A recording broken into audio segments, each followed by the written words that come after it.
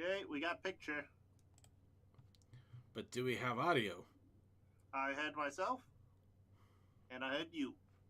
But do we have perspective? See? To be honest, We we don't never have perspective. we don't know what we're doing. We never know what we're doing. We're just here and we're bringing ponies here because we can. At this point, it's more of a narcotic than actually a desire. We just have to inject ourselves with a pony every week, or else we just don't feel right anymore.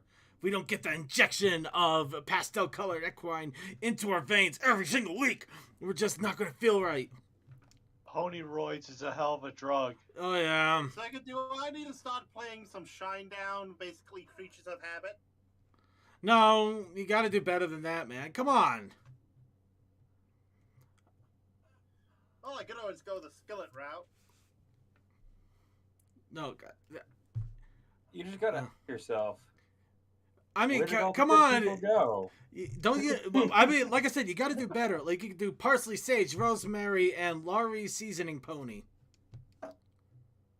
Ooh, Laurie seasoning salt. I love that brand. Yeah. Okay, that's enough of that dumbass joke. Okay, let's go ahead and get started here. Death, I won't drink your poor man's poison. All right, we're starting in 3, 2, 1.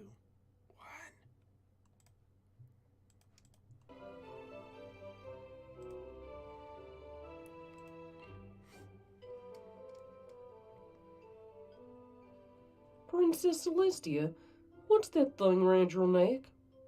Oh, this? It's just a reminder of old times.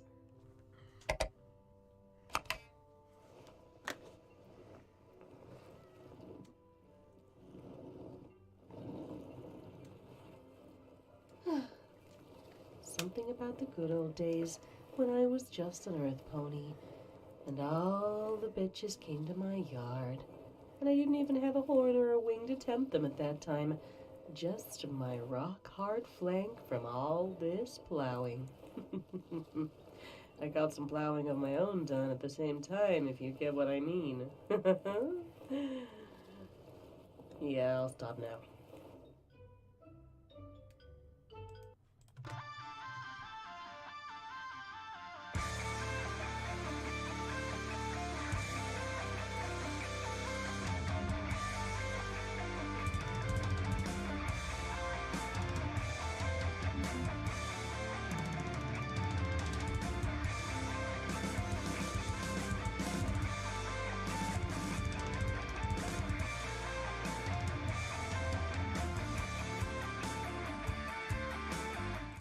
Hello, everybody. Welcome once again to the Brony Show, episode 490. We're only 10 episodes away from just acknowledging that a round number exists and then moving on because, unfortunately, due to inflation, stock market crashes, horrible plagues, and many other things, we're probably just going to have only enough energy to acknowledge that before we do something to pretend that nothing outside of our four walls exists. That's why we also have Wait, the Brony you have Show. 4 walls? I only have 2. That's your. Well, yeah, you gotta have a fourth wall, or else you start to see things you shouldn't. Though, if you only have 2 walls, do you even have a room? You just have a corner. You know what, Toa, go in your corner. Fine. All right. No, he has a hallway. Honestly, that sounds kind of like a lean-to. You can technically have a room with 3 walls. I mean, can you? I mean, you're supposed to have a fourth wall, though. That fourth wall might have a lot of openings in it, but can a room have 3 walls? Just 3 walls? I mean, do you consider like a Open like a car? space. Do you consider like a carport like a room? I don't know. I mean, I probably could a carport. I'd probably consider more of an overhang. Actually, there is a room with 3 walls, but actually 2 walls. And Oh, a a triangle. It's a attic. Yep. A triangle. You know what? I'll give you that. That yes, a room can have 3 walls. I have learned something and have expanded my horizons. So Whoa. everybody, welcome to the Brony Show. I am Circuit Main here once again, and unfortunately, there's probably a little more truth to the acknowledgement that Even though we're 10 episodes from a glorious 500, I don't know if we're going to be able to pull anything off, but I am trying to see what we could do outside of making a bunch of meads to get whoever shows up at Everfree Northwest either blitzed or wishing that they never tasted mead. We'll figure it out. But yes, I'm not here by myself. We're here with a wonderful group that, well, some of them will be showing up at Everfree, but they're also here right now, which is also cool. We have Deathlight Productions. Hi, I'm going to try. Yeah, I saw that. We'll probably get to that in a second here, though. Yeah. We have DM21. Look, sister, my first kill. Her mane is going through right through her neck. Oh shit! Great, now I can't unsee that. That is wonderful. Death by main. Then we have. We can always go with she's been maimed. Okay, just for that, we're not giving Toa a shout out. Instead, we're gonna go right to Textalion. I wish I could afford to go to Everfree. Okay, I guess we'll go with Toa. I'm going to Everfree, and I have a room all to myself because Airbnb. And also from the Otaku Ascended, our friend and yours, a great man, a wonderful person, a sarcastic son of a. Anyway, we have Suki. Hey, you have me now. Now I'm gonna go do dishes. Okay, bye. I think it's more funny that he's doing dishes and I had to do laundry a little bit ago myself. Ah, shit, I need to do laundry too. Fuck. You're welcome! Laundry before stream. I'm good for tomorrow morning. I'm doing the extra laundries. You know, the stuff that you never wash until you absolutely have to because it's disgusting. No, yeah. Circuit. Are you? Am I the only one here that, like, even though I work from home, like, and I could obviously do my laundry just by walking away during my breaks and checking on it then, like, I still forget. I still, like, never think to do it during the day. You know what? I want to say yes, but the reason I actually have a problem with being able to do it during my work breaks. Because I do dishes during my work breaks, but I can't do the laundry because my roommate, he does laundry while I'm working a lot. It's actually kind of concerning in some cases, but that's that. But yeah, yeah, usually the washer and dryer are pretty busy during the week, so I have to do it on the weekend. It's pretty much become a habit because if I don't set a specific time aside, yeah, usually the washer and dryer aren't free, and even then, sometimes it still clashes. So it's amazing. It's a mess, but yeah. So I can't officially say yes because I want to, I just can't. Yeah, go figure. So anyway, everybody, welcome to the Brony Show, where chores matter. No, we are adults and we have to deal with adult things. Well, speaking of what actually matters for the show here, we are going to, well, I'm going to go ahead and give a heads up to the topic du jour. We are going to be talking about Make Your Mark, the Netflix. Not anymore, YouTube. Netflix special to start off the new season of My Little Pony Generation 5 that will be coming out in September. This is essentially our episodes 1 and 2 of the series, so it's its own little contained thing. But anybody else, I'm sure everybody, other people. Tell your tales, YouTube. But Netflix has the specials. Well, yeah, I actually love the fact that they kind of interweave the two because of how they were produced. They kind of have to, in a way. I mean, gotta be weird. It gotta be weird if we'll get into that in a little bit later. Well, but we are gonna be talking about Making Your Mark. But before that, of course, we have to vibe out to some Vibe Ponies. So, yes, the background music you're listening to is Vibe Ponies, which apparently only I knew existed. So I'm getting the word out now because, yeah, we got soft beats to study to. Now we got ponies to listen to while you're studying. Or something about that, but I haven't really had the opportunity to. Yeah, in this case, so we got music to vibe out to while we're talking about what? No, Madden. Okay. That's content creation for later. That's for later. No, that's gonna be our what's up, Brony, because I am not waiting for that. Well, actually, I am waiting for Suki because he's got to be here for that. Again, that's why I say content creation would probably be best for that. We'll get to it later. Anyway, let's get to the big thing first. little bit of a daily dose of our daily lives, to get everybody a little warmed up, a little excited, loosened up. You know, get the biscuits and gravy of the podcast here going, and we do that with some wub, which is ironic considering we have music playing in the background. So, I have to ask all of you once again, what is up, bronies? Not much on my front, just the fact that suddenly all the backlog of Gundam models is coming in, and I'm like, I gotta have payment this week. Yeah. So, for financial past decisions are coming back to bite me in the butt. That's always the problem with model purchases. I'm waiting for a couple of mine to come in, but at the same time, it looks like I might have to actually go a little above and beyond to get the limited edition Kotobukiya figures, because Big Bad Toy Store either is getting a very small amount or not getting them at all. I don't really know which anymore. Yeah, I kind of did that with the Metabots line, because mine just came in, but it's taking a while to get shipped to me.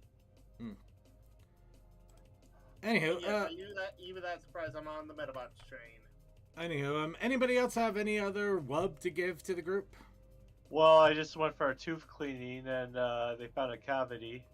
Oh, that sucks, man. Is it a bad one, or is it an easy No, it fill? hasn't gone that. It hasn't taken root, as they say. Okay, so it's an easy fill, so that's at least good. Yeah. Reminds me, I gotta still take better dental care of myself. I don't want to have to deal with that ever happening. Ugh. I need to go. It's been about 8 years now. Ugh. It's amazing how less you have to take care of your teeth when you don't drink soda every day. It's more to it than that, though. Soda probably doesn't help. Anyway. Anyways, I gotta tell the tale for all, yeah? Alright, go for it. Kappa time. Alright, tell the tale. Hold on, real quick. Snowy Motorcycle, thanks for checking out the show. And favorite G-Force Fluttershy, Princess Luna. Awesome oh, wow. So we got both of them in there at the same time. I hope you like the combo there. We won't explain what we just figured out with that picture. Go ahead now. Please. So we had a camper roll into work in my workplace, knowing that I'm going to be moving out soon, and how just land prices are. They're like, "Do you want it?" And I did a quick look at it. I'm like, "Yeah." So my workplace pretty much gave me this camper for free. I had to take care of the titling and stuff, of course, but that was all done. As you can tell, there's some minor repairs I have to do. Like if you look where the bed is sitting, the very front end of the camper is actually bent downwards and resting on the roof of the cab of the truck. So that could be good. That's kind of the issue with those. They sag if not properly supported with how they're constructed. I got a way to fix it. It's fine. Mm-hmm. Yeah. But anyways, it was a complete mess inside. It was quite clear that they used it as a storage unit for like the last 10 years. And the reason why I know it was off the road 10 years is because I found the identification plates, and it was last registered in 2012. Oh, that's a good way to do it. Yeah. Yeah.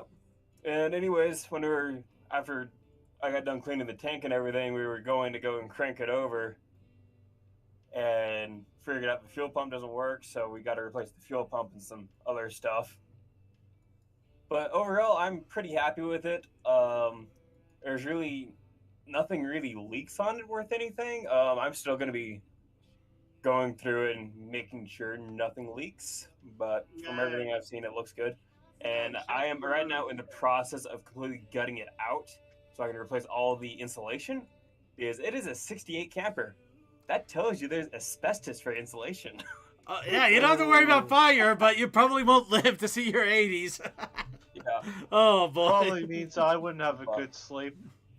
But No. anyways, so when I was done cleaning it out for the weekend, I went to go jump back in my truck, and I made it about 20 feet away from the camper, and then the fuel line blew out on my truck. Wow. So I had to pull the truck bed off so I could fix that. And when I was fixing that, I decided to fix the fuel sensor that sits inside the tank. So now I got a working fuel gauge in my truck. Hey, nice. It's not saying you are 5% off whenever you're like, no, I'm full.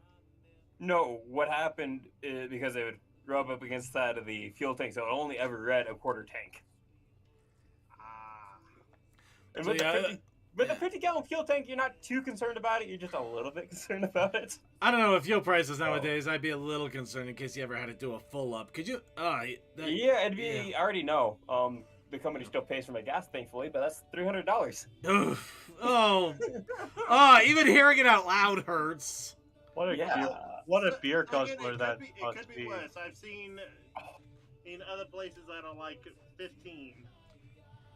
So, Yeah, that's... anyways, the yeah.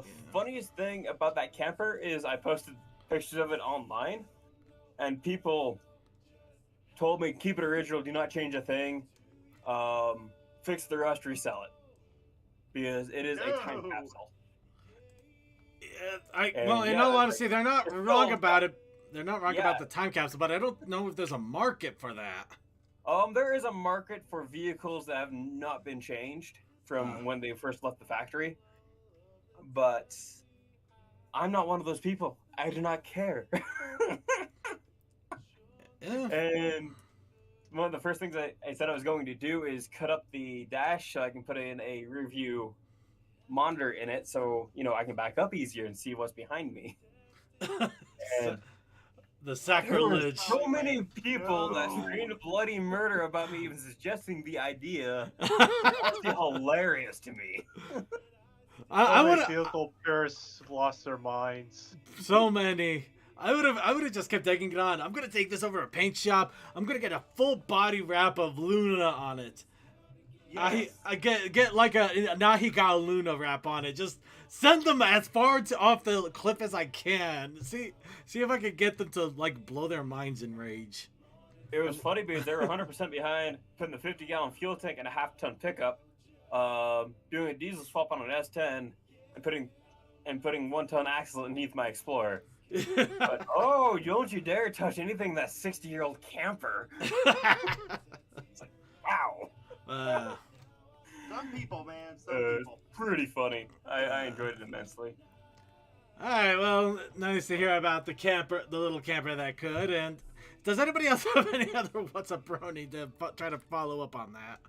Oh. No, I'm good.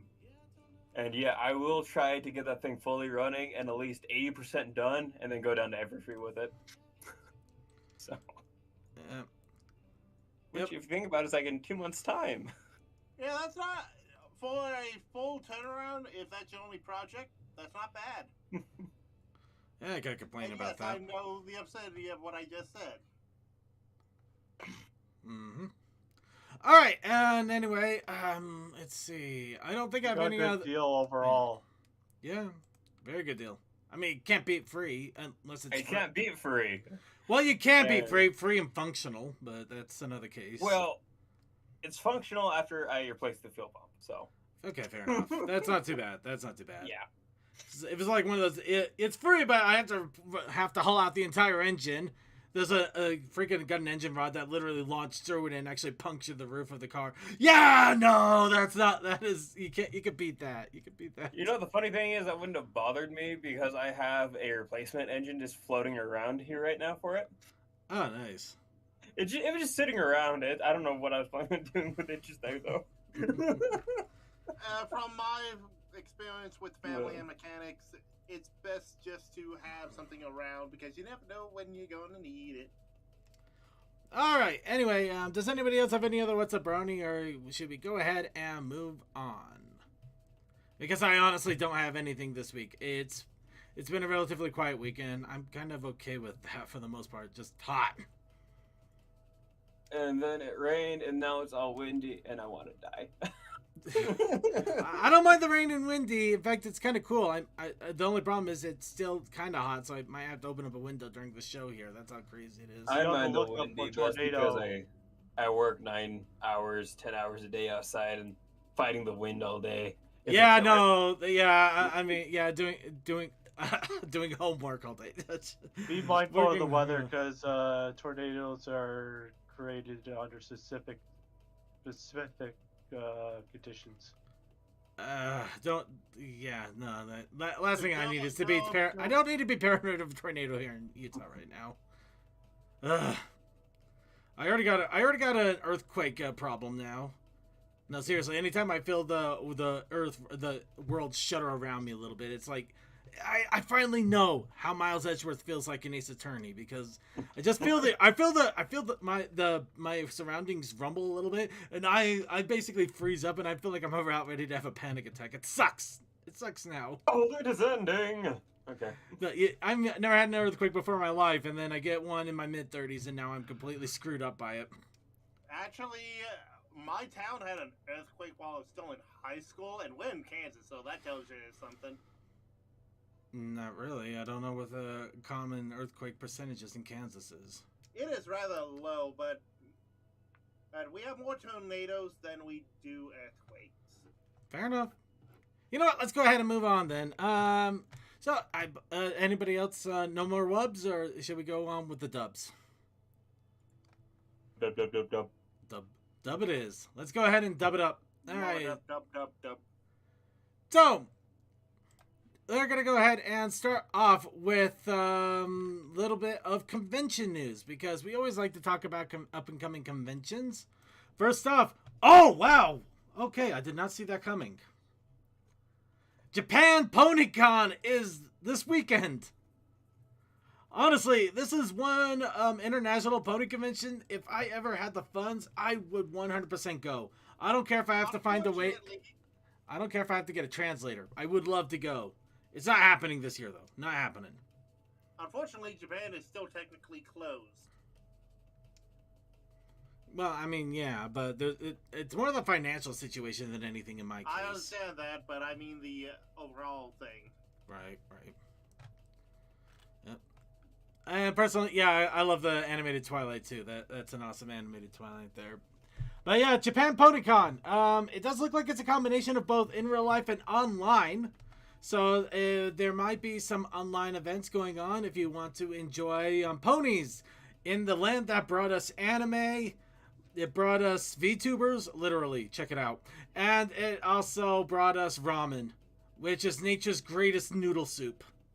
Well, second, I would argue that since people started using animated characters on screen as representations, VTubers were a different thing, but that's getting into the weeds. No, in all honesty, VTubers were actually started by Japan. I understand that, but then you look at our analysis community beforehand that had representative of animated characters. You know what? Not getting into like this. Not getting into this. You're talking about a stilted animation as opposed to what something that captures off of a camera and uses actual digital movement detection.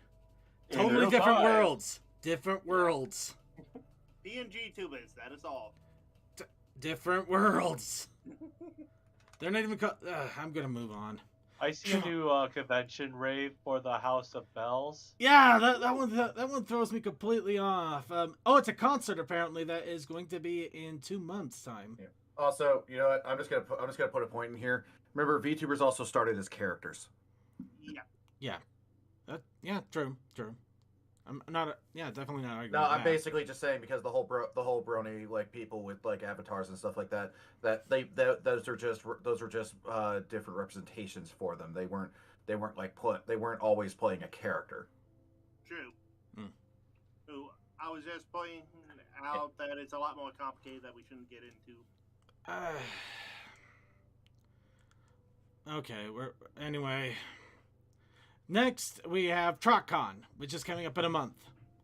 And I am going to be going to TrotCon, and I do have some glorious plans. I'm hoping that it works out well, and if it does, you guys are going to have some fun stories.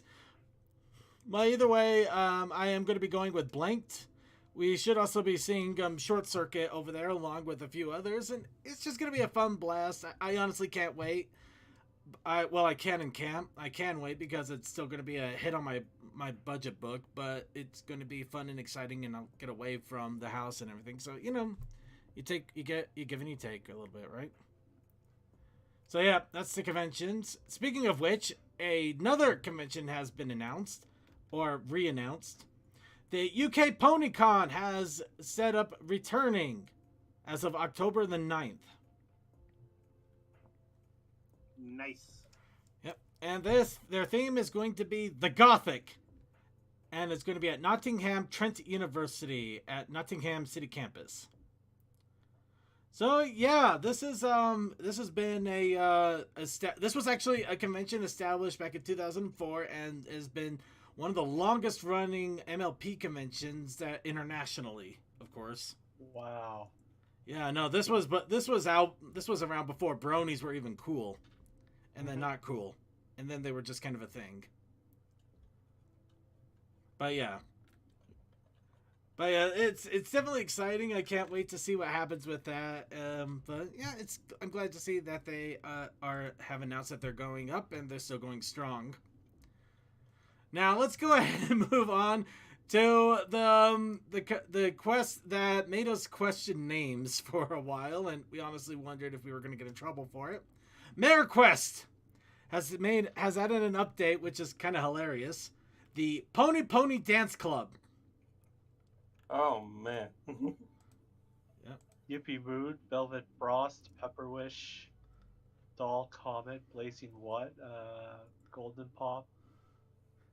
Zesty Gibberish. The names are still magnificent. The names. Serenade. Yes, they are. Yeah. Lethal Fluff. They got Lethal Fluff. That's awesome. That's the best name. Frothy Yes. Second. Oh god, Macaroni Oopsie. Oh yeah, you actually have to press buttons in time to music there too. Mood French Grouper. Revolution. Dance Ponyution. Frot Trot Mania. Yeah. Frot Prance Mania. Actually, I think there is a Trotmania that you can find. I wonder if it's still being updated at the moment, but yeah, there's a pony dance game you can. Oh no, Play. CMC has ideas. He might go to Trot.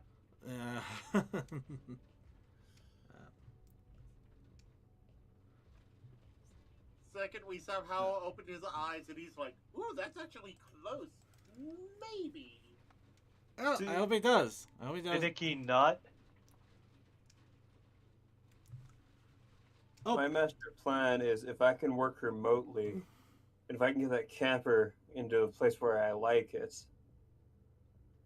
then I can drive anywhere to any convention and say it's all work. And now, Ritzy Splash.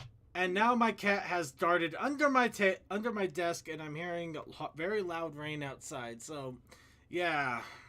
It's fine. Yeah, I'm dealing with a scaredy cat. That's all. Yeah, he'll be fine. Ah, So- at least you have your cat. Yeah. So let's go ahead and move on to the news here. And really quickly, I'm going to also remind myself to share screens here so we can get quicker responses from my wonderful panel. Zip Storm! You want to hear what how she sounds like in 34 different languages. Oh god, Yes. the bedroom eyes. Well, of course. Well, yeah, if you're going to listen to her, you're going to listen to her in all sorts of romantic languages, which probably don't sound as romantic to the actual people. You know, somebody out there gets a thrill listening to German. We all know this. But yeah, I know, German is pretty You sexy. sound a little hoarse. but yeah, somebody went out there. They got all the different language variations: Dutch, Norwegian, Danish, Brazilian, Portuguese, Russian, Polish, Croatian, Greek, Persian, Gap film, Hungarian, Turkish, Hebrew, Arabic. Thank you. Arabic. I almost said Hebraic. Hindi. Hindi, Cantonese, Japanese, Thai, Malay. Malay is a surprisingly long one. Indonesian.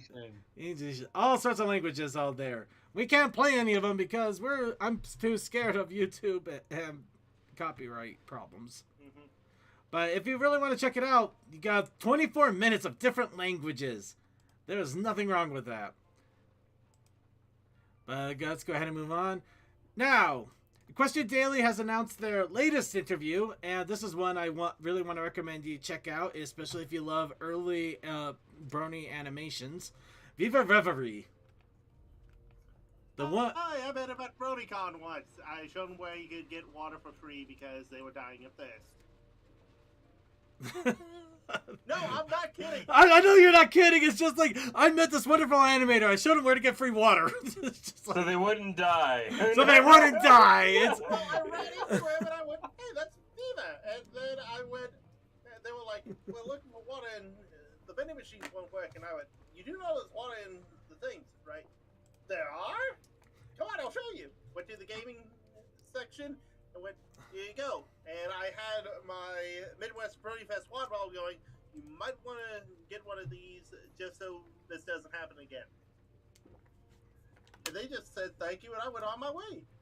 Anywho, but yeah, no, a lot of fun animations, including the mythical horse of water, and the whole reason I went like elbow deep into Danganronpa for several months. Viva Reverie. You know, And if you want a reason why to listen to this animator now, even though they don't do much in the Brony community nowadays, they do the JoJo Bizarre Adventures quickly. The really Okay, crazy that's ones good. with the jittering figures. also, Yeah, well worth it. Recently- Well worth a listen. recalling that story, I find it funny. I had to lead the dude that did the mythical water horse to water. Yeah. Anyway, so you want to check that out now? Okay, just double checking this. Yes. All right. So here we go. This is going to be a fun one, and in fact, this is going to be spoiler tagged. However, this is not getting quite the same treatment and spoilers as some episodes and specials. So you're probably already noticed some of this, but still, we It's want to the give. comics. Yeah, it's the comics, but we still want to give you a heads up in case somehow you avoid it and somehow you're still trying to avoid it. So, a lot of issues, a lot of comic cover issue images have started to pop up. And a lot of them are exciting and fun. Starting off with issue 5, it looks like cover A, introducing Tales from the Lighthouse, which honestly, the expressions of this little crypt keeper son of a guy here, awesome. I love Straight it. from the 80s. I love it.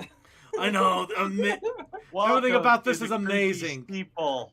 And the best part is this is the Comics code. This is cover A. This is the one that you normally get if you get just pre-order the comic from comic stores. So yeah, this is an easy one to get. You also have cover B, which is decidedly a little more floofy. Little Right. Pomeranian. It looks like It's got no thoughts. No thoughts, head empty, and you can see Zip in the background. yeah, but actually, I wonder if that's I think that's I actually think the it's her queen. mom. I think that's the queen. That Yeah. Yeah, that's the mom. yeah, that is definitely gonna be the mom there. More blue than pink. Alright. And of course, we have cover B for issue 6, which That is adorable. I love that so much. I'm not gonna lie, I had to take a second look because I thought it was Sprout lying there actually crying in a pool of pony figures, which No, that he was just fell depressing. asleep. No, he just fell asleep. That's not as depressing as I thought. And as someone pointed out, why does he have Unicorn and Pegasus? Oh, because those are the bad guys. Yeah, I mean, we had soldier figures and we had of the quote unquote bad guys. It's not a Robotic Earth Pony with the sword. Well, I also point out this. People love Oh my Cobra. God! There's a You Tried ribbon. Do you see there in the background there? Mm-hmm. There's a literal ribbon there that just says okay. That's Oh, amazing. Literal participation ribbon. that's depressing and even. That is amazing. Oh, wow. No wonder Sprout had issues. Well, we knew of the mommy issues, the self-confidence issues.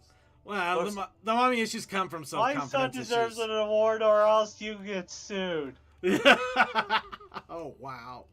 That's amazing. Oh, these comic covers keep sure giving. That picture was taken before 7 in the morning at February at someday. All right, next one. I'm going to give a heads up because this may be spoilery. I do not know. We don't know what the synopsis is, but the cover is pretty interesting. Oh, for those that on- is shiny. It's For those sunny, of you sunny on with Twilight Sparkle in the background. Okay. Hey, and as we go through these, if you go and show them, there will be a timestamp to skip. No, well, Are hopefully you we'll talking have the about time. three streamers, Cole, Toa? I'm hoping I'm so. saying on archive. Okay. If our archive, if we're that directed, I mean, we got I the meant spoiler three tag up, streamers so and who knows? and archives. Yeah, we'll figure it out. But yeah, speaking of which, anyway, I like this image. It's fun. It's kind of gives you that little bit of mystery about what might be going on. Also, it looks like a redraw of that first issue, you know, with the older main 6, Twilight, and then the main 5. Yeah, but while that initial one was more like a passing of the torch, this one just feels, I don't want to say spiritual, but kind of just you get like you kind of get that semblance of the past. From a design perspective, we have Twilight looking off into an unknown, while Sunny is looking forward and seeing what could be. She's looking at the crystals, man. Anyway, we're moving on. Shiny. Crystal. Yeah. Sorry. I'm just okay. You know what? I'm gonna rag on this just a little bit. Just like that child is thinking deep thoughts. He's looking at the cookies and he can't decide between chocolate chip and raisin. He is not deep. This is not deep. I didn't say it was deep. You did. It was deep. You're Looking trying forward to to the make it future. deep. Looking forward to the Well, future. not wrong. She's looking at the shiny gems that are grabbing her attention like a magpie. Oh, gems! I'm not wrong saying that she is looking at the future. She's looking at gems. Anyway, we're gonna move on. Fine. You know what? I don't feel so bad about this anymore. This. Well, howled at the moon. We have this. This is what I tried to hide from everybody a couple of weeks ago. This is what just literally is cover for a retail incentive. Yep. This is exactly who you think it is. He looks familiar. Yeah. I know it's just. I know it's Chaos himself, but the way his eyebrows are, he kind of reminds me of someone else. This reminds me of a 1980s angry wizard from from animated movies. You mean Q? No. No. God, no. Don't remind me of that. No. This is like that. This is like that wizard that you find that deep in the caverns. He's covered in like overgrown hair and tattered clothes, and he's just like, I remember the Rat Elder and Secret of Nim. yeah, like that. Just like wow. Yeah. This is basically Dungeon Master. this is a very angry This is a very kind of world-worn Discord. It's amazing to look at. I have no idea if this is related to the comics. I know he is in the comics, though. You ponies never change.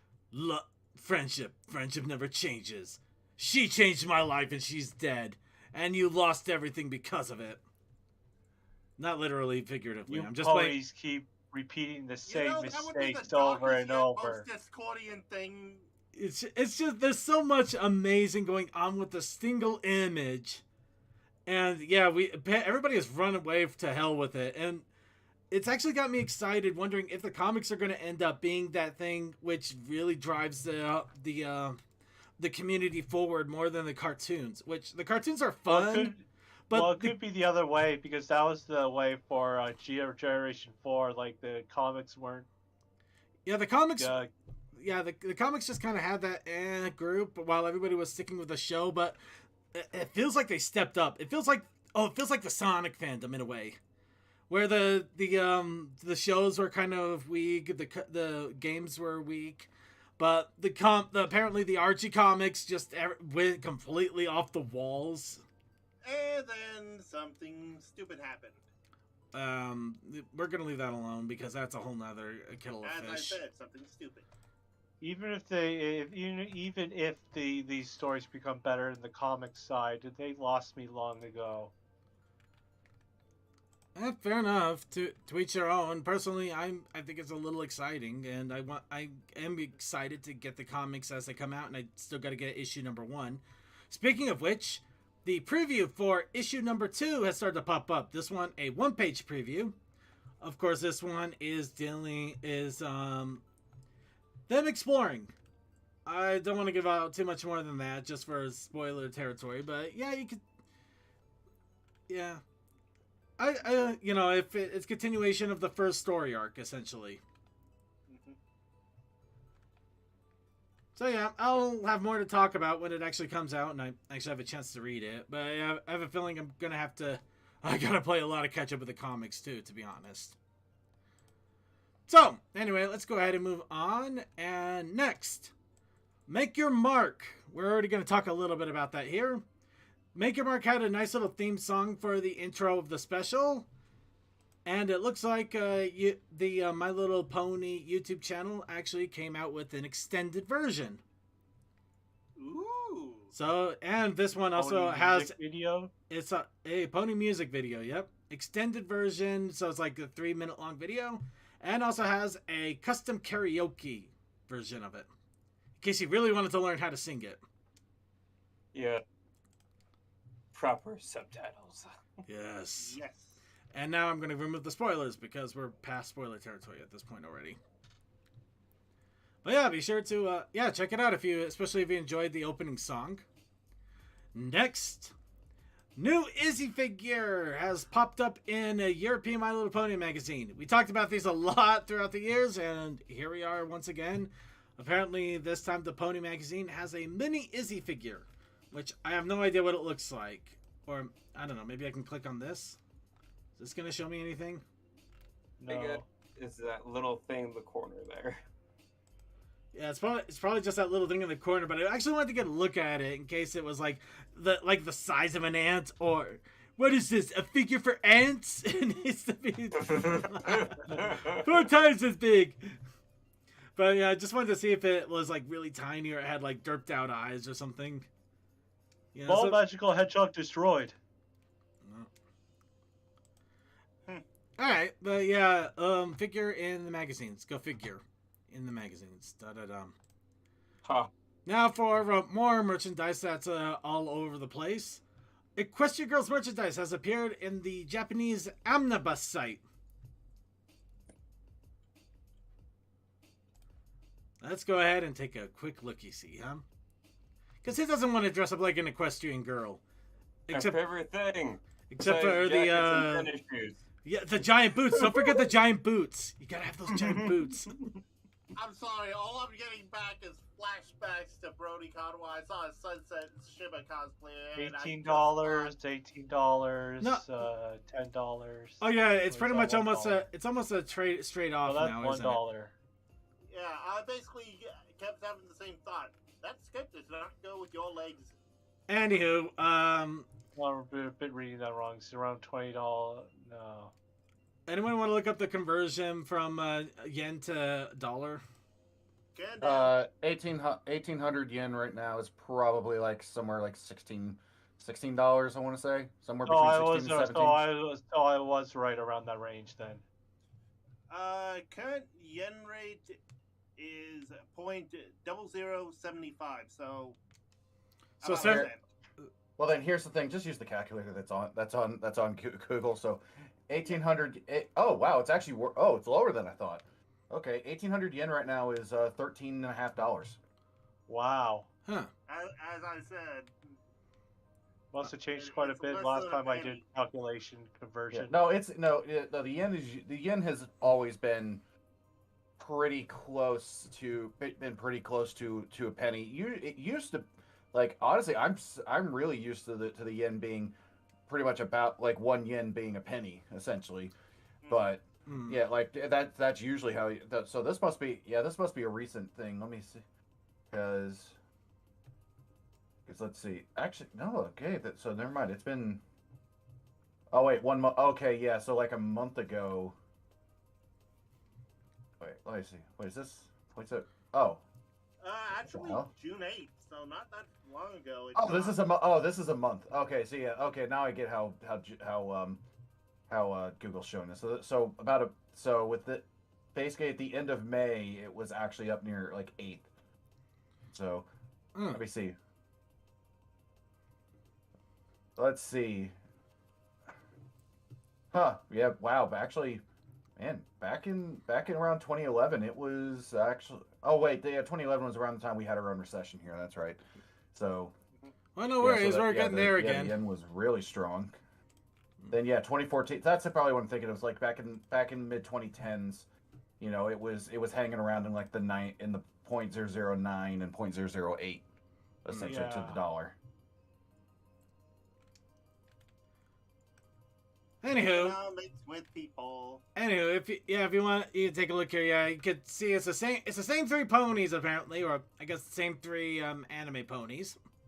Finally, some appreciation for the underappreciated girls in the East compared to the West. Well, yes and no. It's not the Equestria Girls style that we know of here in America. However, the Japanese do have their own style with things, which honestly I like these a little bit better. Awesome. These are amazing. I mean, look at the Kotobukiya figures. Those are kind of based off of the Equestria Girls figures too. Yeah. They're more proportioned, let's just say. Actually,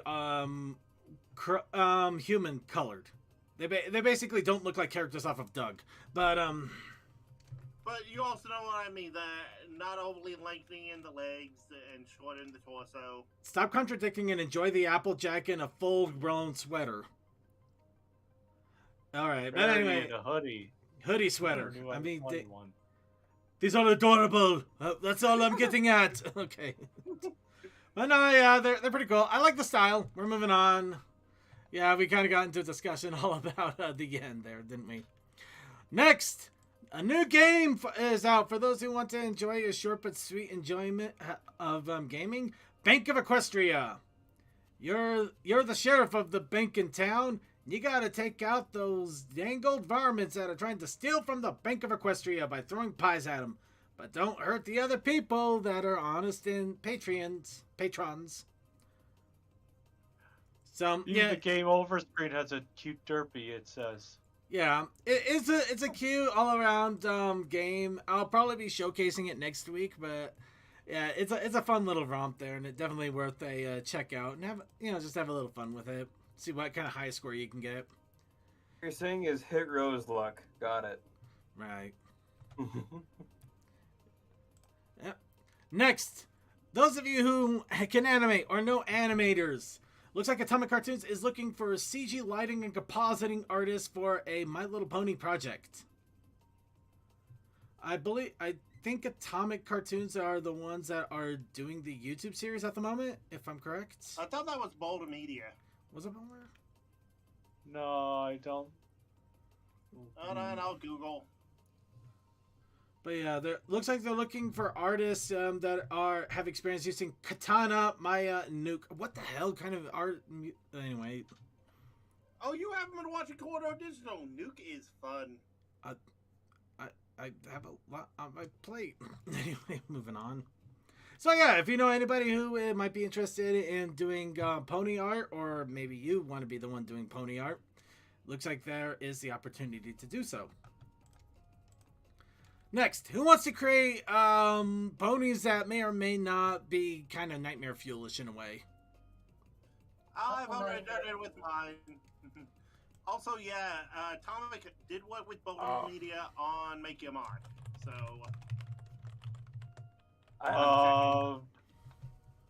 I've been seeing this go around like everywhere. That new AI model thing. The horse is not with this one. Yeah, this basically cobble. I think it takes images off of the internet, cobbles them together in a way that actually makes its own image. But I can't describe it very well. I really can't. But yeah, it's really real. You just have to see it for yourself. Unfortunately, that's a little bit difficult because right now it's making the round so much you can't run the. Oh wait, I think I finally got it to go. Yeah, you gotta do it multiple times. I tried. Or either that it won't let it do me. I tried it like 10 different times with my Circuit Main. I wanted to see Circuit Main, but yeah, no. I'll be back in a bit. Yeah. Anyway, we'll see. I'm trying Twilight Sparkle with a sword because I can. We'll give it a little bit here and see what it generates in the moment. For the moment, let's go ahead and yeah, if you want to check it out, check out the show notes. But yeah, be warned, it is being heavily bogged down and it takes time, so mileage may vary. If you want some actual images that I've done, now not specifically my OC, but just words in general. Nah, I want to show a more actual happening right now example, more than anything. All right. But getting back on track here, the latest in the Tell Your Tale series, Dumpster Diving, which, wow, this got memed to crap and back already. But, yeah, it boasting a surprisingly addictive song and probably Izzy even more psychotic than we have ever known her to be. To the point, it's no wonder that things happened and make your mark as they did. We'll get to that a little bit later, but, yeah, the pony is crazy. The pony is crazy. But yeah, check it out. The song alone is worth it. The song is really worth it, though. I still think that in some way, shape, or form, there's a piggy pie in it, like DNA-wise. I don't think anybody's questioning that. But we're moving on here. Instead, we're gonna check. Twilight with the Sword is still being worked on. So. It For the takes moment, about 100 seconds or so. Yeah, for the moment, that is it for the news. Let's go ahead and go on to, well, we're going to start off first with talking about the Tell Your Tale episode before we go into content creation and then make your mark, just to split things up a little bit nicely. Of course, oh, here we go, just in time. Twilight Sparkle with a sword. This freaky thing. But what about the last one? And the one in the middle? Where's the sword? There's a sword there. You just don't want to know. Why do you think Twilight's face is a little more purple than usual? Yeah. Anyway, that's a horrible joke, and I feel bad. Constipation. It is kind of interesting, though. You can kind of... I think this might be a great tool for artists in general. You just make a general image here. You get some ideas of how you want to draw the character doing something. And then actually draw the character. I mean, take a look at the one right here at the middle left here. You could see just Twilight standing on a cliffside, holding a sword to her side as she's just kind of looking there somberly. The bottom right one. That's pretty close to a normal Twilight that you can get. Yeah, but it's supposed to have a sword. It's no sword. It's a hidden sword. See, it's sword. She's starting to wonder where that sword is. She doesn't. Yeah. She's better off not knowing. But yeah, you can literally search up anything, though. You'll get some nightmare fuel. If you look at Marketplace, you'll see what I mean. Yeah. Circuit main. Circuit main. You just gotta go until it catches. Yeah, see, it's going to fight you. It's going to fight you the whole way. I'm going to try one more time and we'll move on. We're moving on. So, like I said, we're going to go ahead and talk about the Tell Your Tale episode. In this case, the next one that is on the list deals with Izzy and Senor Butterscotch. And unfortunately, it's got the wrong time of day because it's Tuesday.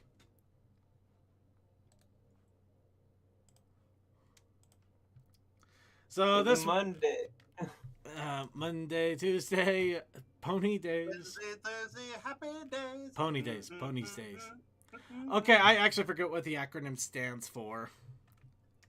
I don't remember if they actually explained it. I just know she always calls it TUES Day. Actually, she does. She mentions it right off the bat at the beginning of the episode, but after that, yeah, it's just TUES Day. Then I wasn't paying attention. Yeah. No, but yeah, no, the episode definitely has its thrills and funs. Essentially, Izzy is something about Sparkle. Something about something Sparkle. I think the S was Sparkle. But essentially, it's a holiday for unicorns in order to celebrate their friendships with friends by everybody getting together and doing friendship things. Basically, it's what you ever want to do on a weekend, but you never have the money, time, or energy, or friends with free time, money, or energy to do it at the same time. So it's Sparkle Holiday.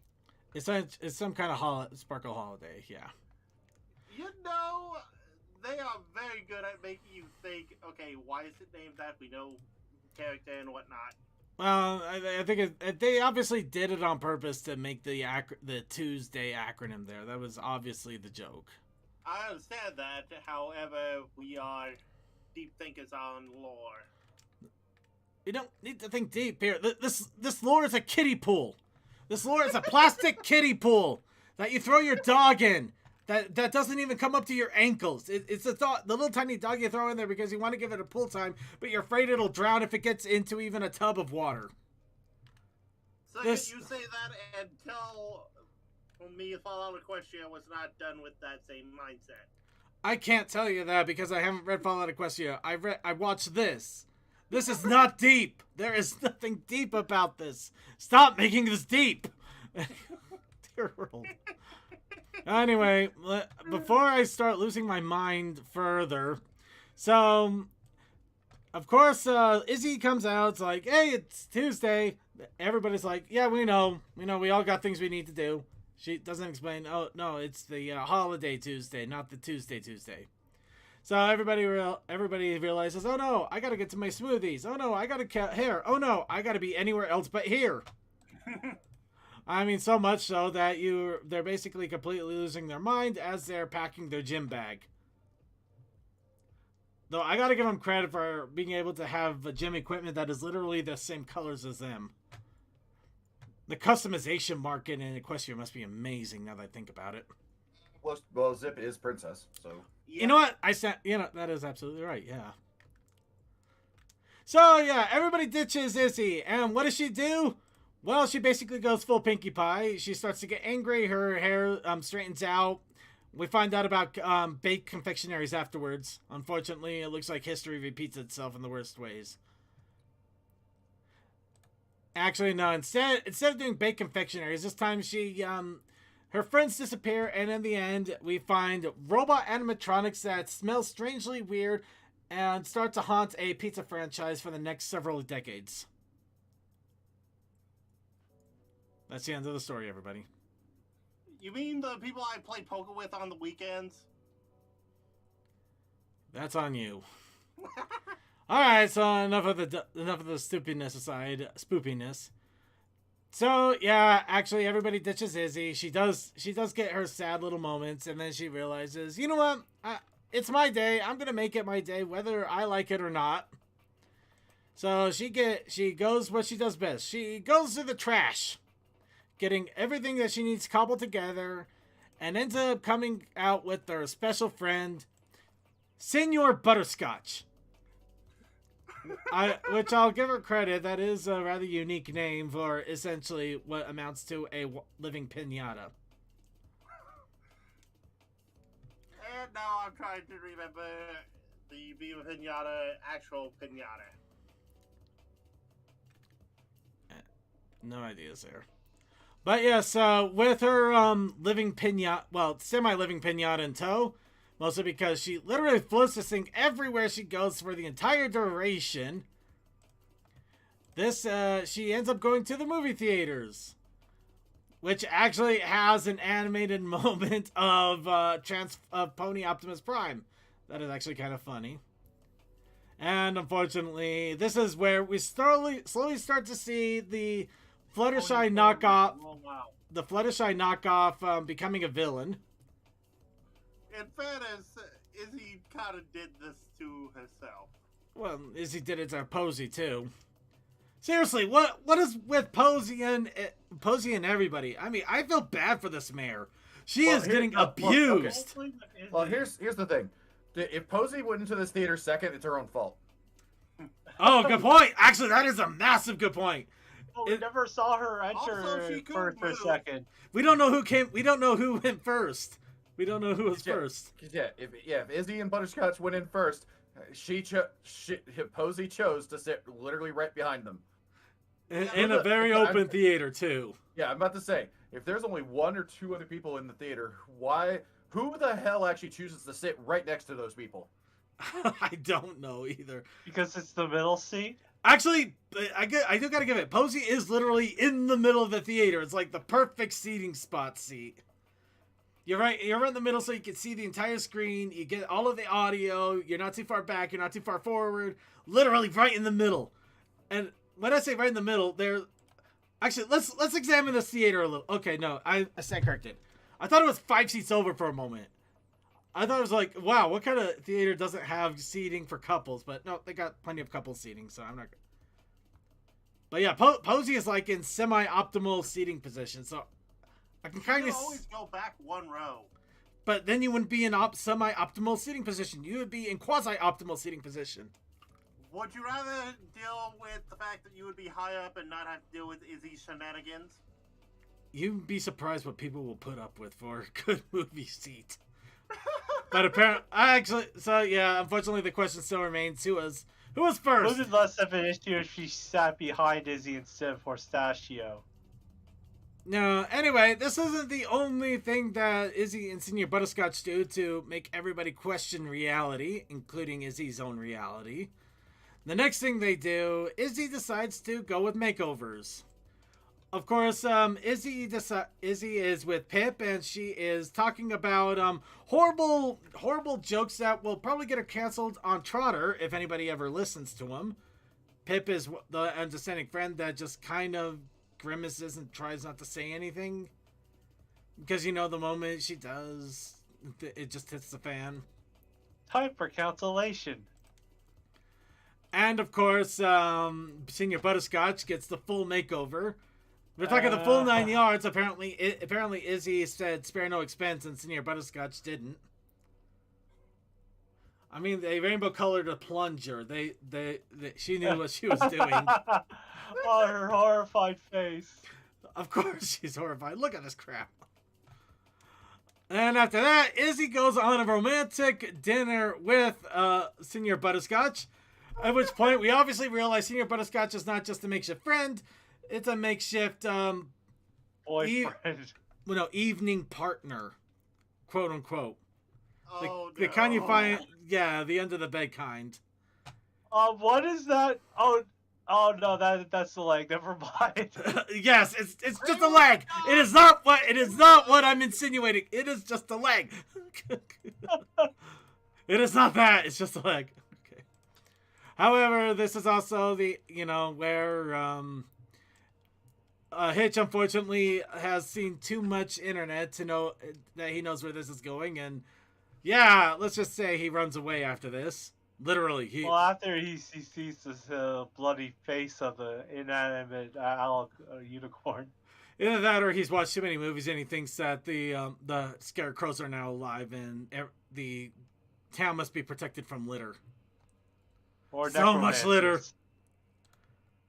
And unfortunately, the last person to deal with the horror that has been begotten from us all, Sonny, sees that Senior Butterscotch has devoured Izzy, has become more powerful than you can ever imagine, and all she wants a strawberry smoothie without strawberries.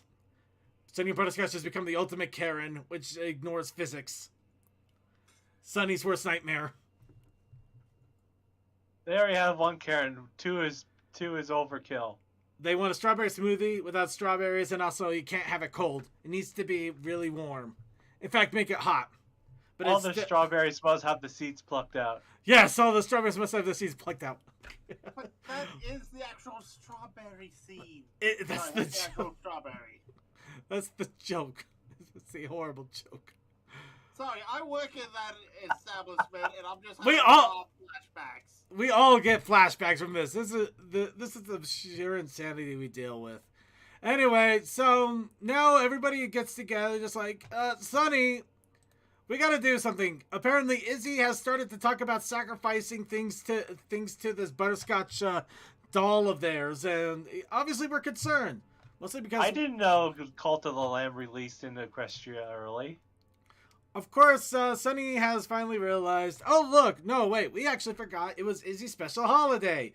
The one that we had written down in all of our planners. The one that she reminded of multiple times. We're terrible people. We suck. It's real life, just like real life. We suck. We are literally the worst people, the worst ponies in humanity. And of course, Izzy finally gets home. And she realizes that after everything she did with Senior Butterscotch, she can't do the deed. She's too tired.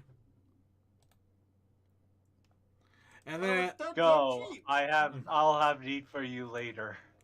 But of course, her friends decide, you know what? Now we're gonna go ahead and surprise her. So they surround her. This is the last thing Izzy sees. come play with us. All right, anyway, enough of the dumbass jokes there. But yeah, everybody gets happy. They realize their mistake. Go with Z. Okay, it's okay. I forgive you. Why do you forgive us? Because if I don't, I'm not gonna have anybody. I mean, I only had one pony play me off when I left town. Do you really think I have that many friends? People can't stand me. I am literally a walking ADHD, probably a few other mental conditions time bomb. I scare people by existing. You are the only friends I have because you are either too deluded to ignore me, or somehow I got something on you, and we don't know which. I ripped the very fabric of time and space out of existence. I love it whenever they write me into a show. Yeah. Anyway, okay, that okay. Oh, I literally ground that into the ground, grounded into the ground. Moving on. So yeah, it was a fun special altogether. It was a fun episode. You know, we got to see Senior Butterscotch. Literally, I actually did like the name. That was funny. And of course, seeing Izzy literally take this thing everywhere she was going just to have fun with it was kind of neurotic, but it kind of made it funny at the same time. Kind of like a non-lethal version of Weekend at Bernie's, where she's not honking around. She's honking around a piece of junk instead of a dead body. Yeah, at the same time, I think it does have, there is one moral there that I think is kind of important, but not the one that they were probably shooting for. Where, you know, if people are too busy, make your own fun. You don't have to have other people with you in order to have a good time. Yeah, the moral that they were originally going for is remember to be inclusive and remember people's holidays and don't make them feel left out. Yeah, don't forget the people, but yeah, I like the whole, you know, I like the other moral better because a lot of people... Yeah, I do too. Yeah, but that's me. So, okay, so that's my thoughts. Anybody have any thoughts or anything in regards to this episode?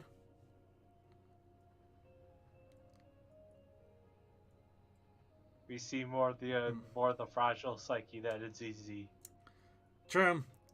She's a ticking time bomb ready to explode. We're all ticking time bombs. Actually, in a weird way, this could be considered a psychological aspect of Izzy because we're dealing with a unicorn whose sparkle was too intense for the rest of the entire unicorn community. Literally, basically was by herself for most of the time because nobody wanted to deal with her. Or had the energy to deal with her. So this actually, well, except for that one kid. Well, the kid was the most awesome kid in the planet. I mean, let's face it. He played her off with a kazoo. That kid is going places. Mm-hmm. I love it. Honestly, I could actually delve into the whole idea of Izzy's psychology and the fact that she basically grew up in a pretty, I don't want to say sheltered environment, but more an isolated environment. You know, she had people around. Wilson. She had people around and she had people that were around, people who cared, but at the same time, they didn't want to really do anything with her. It's kind of like being in high. That's pretty much the sad part. It's high school. It's high school when you don't have friends. You have people around, and yeah, they're gonna care if something goes wrong, but yeah, they're not gonna sit around with you during lunchtime. Instead, you're just gonna have to go to the library all alone with your plate of fries. And that sub sauce is actually vinegar, but you just like the tang of it, so you just kind of sit there dipping your school fries in that sub sauce. Just reading those Garfield books that have been there for who knows when, but you're just reading it over and over because it's the only thing you got. So I can stop talking about my life. Animorphs. You're reading Animorphs. Anyway, moving on. All right, okay. Anybody else have anything to add? Because I'm obviously running away with this, and I probably should stop. Got it. That's my cue to go ahead and move on. So, with that out of the way, we're gonna go ahead and go into the challenge of the week. And the challenge of the week was adorable. You know, adorable all in caps. Adorable all in caps. And there was a protest initiative challenge of some sorts. I don't know if Cole is live right now, so he might be watching. he's live. He's live, and I know what he's live about. So I'm gonna go ahead and just go through with this real fast because it was a free day. It was a freebie day. Draw whatever you want. You're free. You're absolutely free to do whatever you want. Or you could jump in right now. Hi, Coldust. Hello. Sorry, I thought you were still trying to catch up on the special, so I didn't want to interrupt you there. Oh, I am, but CMC informed me that I was needed. Alright, so we had the challenge of the week, which was adorable, all in caps. And we also had a protest initiative challenge. Oh, what's that? You gave it a free day. That's right. Alright. So, did you draw something adorable but free? I drew something adorable, and it might as well be free because I don't find any value in it. Oh, that's a cute. Oh, it's cute. You did a good job. I don't know. Oh god, that head is hurting me. Maybe I should have squeezed it. It's a little too oval shaped now that I'm thinking about it. I don't know. I was honestly trying to draw this while I was in the middle of working and also not feeling all that great. And yeah, I wasn't even sure if I was going to be able to do the show, to be honest. So I did like my idea of Lumi grabbing like a Sonic Pony plushie. I even went as far as to try to get the teeth in that weird Sonic side smile thing going on. You know that, yeah. But yeah, Lumi needed a little more love, so I decided to work on that.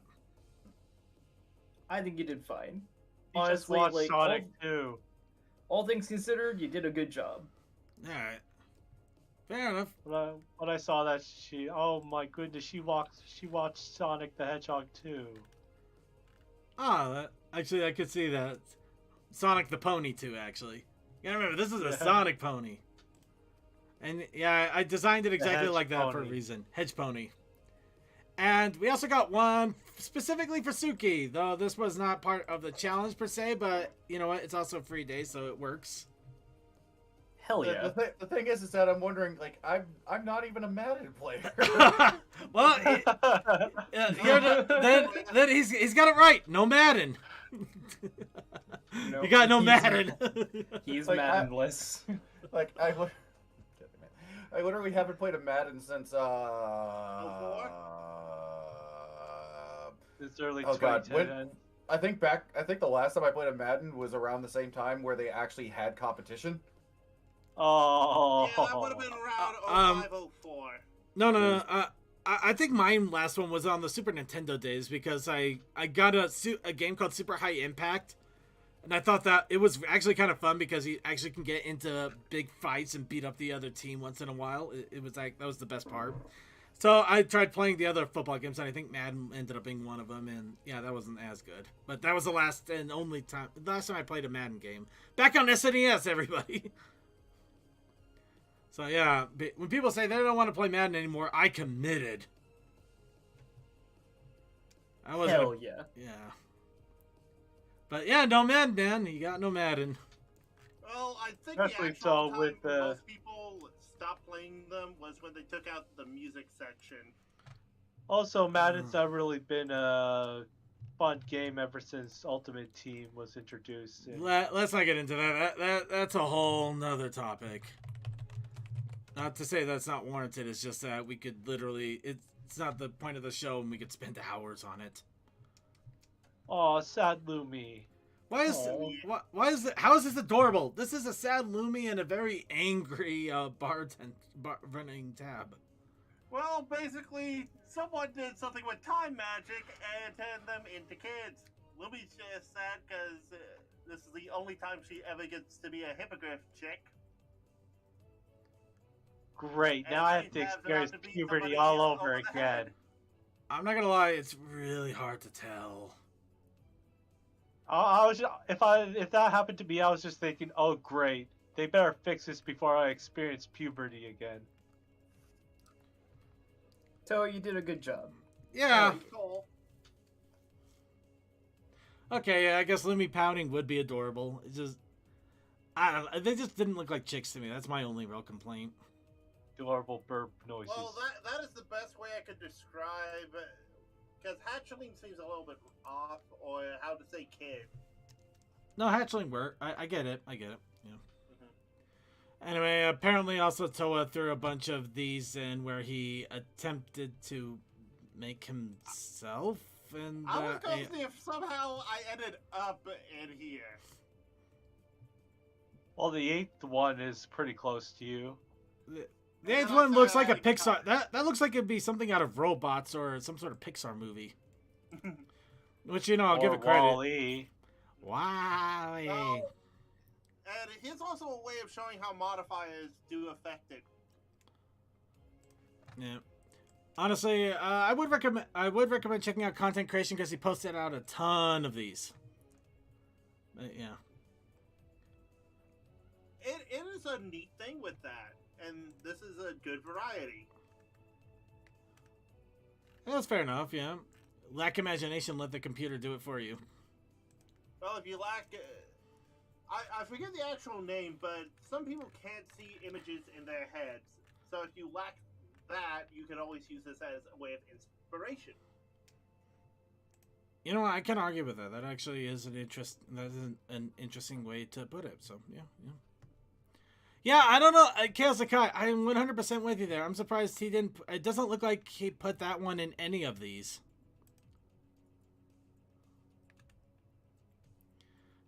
And already in the... I didn't do that because that's a little bit too specific, and I wanted to see if my standard thing of just describing myself would pull up anything. Because I just didn't want to go for an easy thing. I wanted to see how creative it actually was, and yeah. I don't know. I'd go with the easy thing just to see what it comes up with, because even the easy thing, it would come out with something strange and unique in some cases.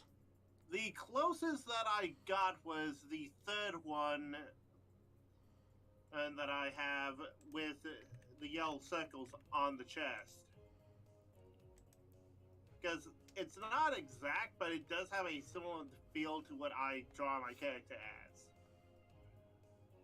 as the very bottom one is what I get the hint of. Really? I thought you were going to go for more the top right one there, since it had the a little bit of the visor thing going on. It's close. I was going more for the dot pattern because that's always the hard one. The one in middle left is also close, but you know. All right. So, anyway, so yeah, be sure to check that out in content creation if you want to see a bunch of random AI bots. And you could do your own. All right, well that is it for the entries that we got for this and what I was able to do in my not exactly 100% state. So now we have next week's challenge. So chat room, time to random poll for next week's challenge. Give me all your prompts. Everybody gets one, but it could be anything you want, any prompt at all. We took adorable all in caps. We will take whatever you throw at us. Just don't aim for the head, please. It can hurt. I don't want my head to hurt. AI generated pony, Hydra.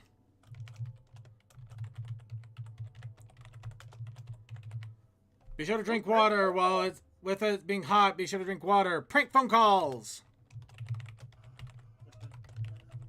Remember everyone, hydrate before you dehydrate.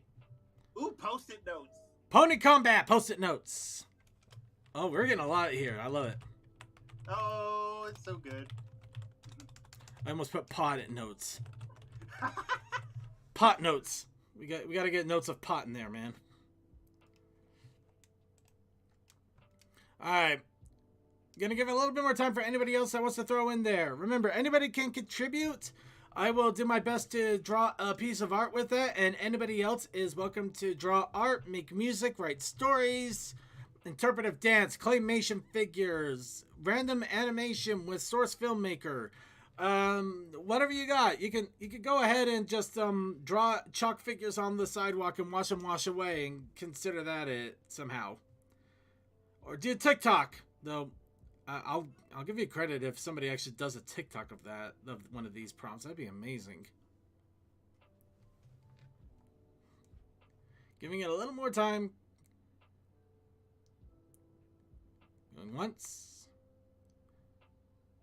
Technically going twice, so it's already gone a while ago. Sandwich! There we go. I knew we had one more in there. Got sandwich. More. So moist and delicious, everybody. Sandwich. Alright, random poll. Here we go.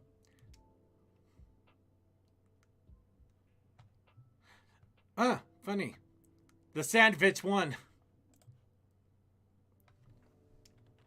Hell yeah. So sandwich is for the next week's challenge, but we also have the protest initiative challenge. Indeed, we do. All right, and what is our protest initiative challenge? Protest Initiative Challenge this week is Pond Monster. Pond monster. Pond Monster. Pond monster. Pond Monster. Pond monster. Pond Monster. Pond monster. It wasn't just a pond. It was a pond monster. Pond Indeed. monster. The pond, the monster pond. I'll leave that up to interpretation. Oh, by the way, Cole, did you see my last week when I did a lighting crime? I did not. Do show. Okay, I will link it to you so we can move on. Hell yeah. All right, and while we're moving on here, a quick heads up. Going through the videos this last week, there was a lot of PMVs. Unfortunately, all of these also had a YouTube, oh yeah, this music belongs to this person kind of situation, so we can't play them. But because of that, they are there for you to enjoy in our submissions and suggestions. Gates of Disorder, When You Touch Me, The First Mayor. But along with that, there's also a couple of fun videos that I may try to put on the show at some point, but they are on the long side, so it's kind of questionable if we'll ever have the time. But one of them, I played the My Little Pony Make Your Mark beta, and this happened. Joke video by Creeper Zone. Literally, it's a big joke video because it ends up literally shooting from game to game, pretending it's a massive, weird little beta going on. To the point where it actually ends up going for a part of the Make Your Mark episode, and then kind of not at the same time. So yeah, a lot of silly jokes going on with it. If you want to check it out, be sure to do so. The other one I want to mention is a project called the My Little Pony Market Slide Show Story. It's a bit of a mouthful here. This one I really want to give attention to because it was done in a very interesting way. Person made handmade arts of pony characters as they're going through a little story here. And these little handmade figures are actually overimposed on either game images of like different forests, towns, things like that. And they also have some real life images as well of marketplaces. So essentially it's a whole story. You have hand-drawn cutout characters that are on top of a bunch of images. Really interesting way of telling a story and doing kind of an art and animation perspective in a way. I don't know how good the story is, but I do recommend giving it a try out, take a look, see what you think. It's an interesting way to do it, and I just think it deserves a little bit of a heads up and interest at least. And with that, it's finally time. It's finally time, everybody. It's time to Is it time for me to leave? Well, I mean, Yeah, if you want to, By the way, Cole, how did you like the lighting crimes? if you want to I haven't leave, seen it yet. we would like you to stay. But if you want to leave, I'm not going to stop. I mean, you. if we're going to talk about spoilers, I haven't seen it all yet. Good point. Then yeah, you might have to leave for a moment until you finish it up and then come back. Okay, I'll be back. All right. But yes, for those of you who wonder what that was all about, Yeet. that was a yeet. That was what that was about. It was about yeeting. And also apparently I really should have had this up on Derpy Boru and ready to go, but I was dumb. Let's try this. Second, what has preparation ever been anything other than secondary to us? Actually, I'm finding it more interesting how many of these older Discord images I keep seeing pop up now. People are running away with this. It's amazing. I think the reason that I think the reason that they're not being spoiled as much as the episodes is just because comics are semi considered non-canon in some ways.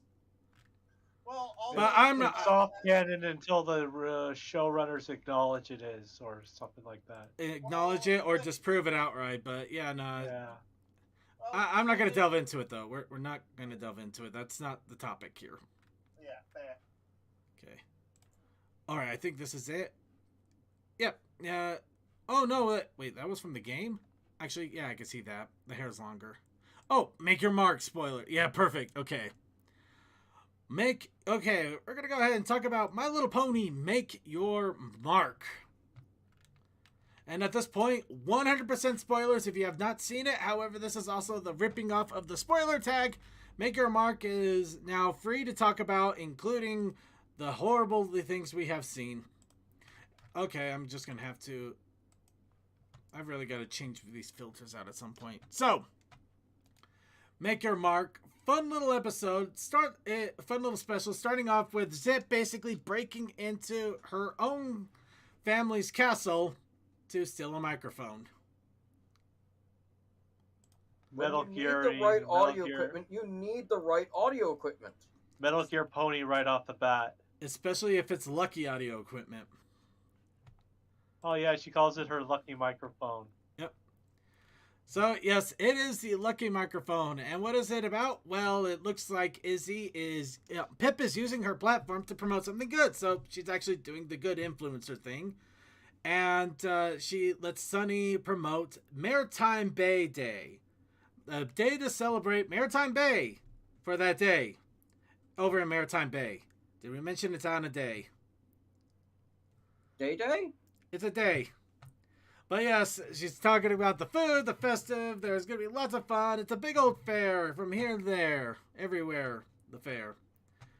Of course, then shenanigans occur because, oh no, what happens? Pomeranian steals her phone. Was it a Pomeranian? Yeah. It's the little dog that follows Hitch. Alright. Now, I do apologize. I am literally trying to comb through these images as quickly as I can, but they're a scattered mess, and I am surprised somebody did not organize these. And I also have to be really careful. You know what? We're just going to go with it as best we can. So, yeah, Pomeranian steals the phone. Of course, Pip is beside herself. I mean, look at that face. Even though she has the phone in that image. Look at that face. She's beside herself. She's inconsolable. So, yes, the phone is stolen away. They end up eventually going after it. However, in the process, as Izzy manages to catch the phone with her magic, they happen to piss off Miss Karen. That's Karen in training. Yeah. But basically Posey, which honestly, I thought Posey was just being really aggressive, though, considering how she's being treated in the specials lately. I'm honestly wondering if she just got abused so much that now she's just really angry at everybody. Also, she might be a little jelly that Earth ponies are left short holding the short stick when it comes to magic. Yeah, not like 4 different generations haven't exactly poked at that. No, she has to be the one that has to say, no, I think it's a problem. And then when I think it's a problem, that's when something needs to... Oh my gosh. I'm trying not to make the horrible joke. Alright. Someone told me what Posey was really like in Generation 2, and yeah, I could see why they didn't like this version of Posey that much. Generation 1, really. Again, how abused has this pony been?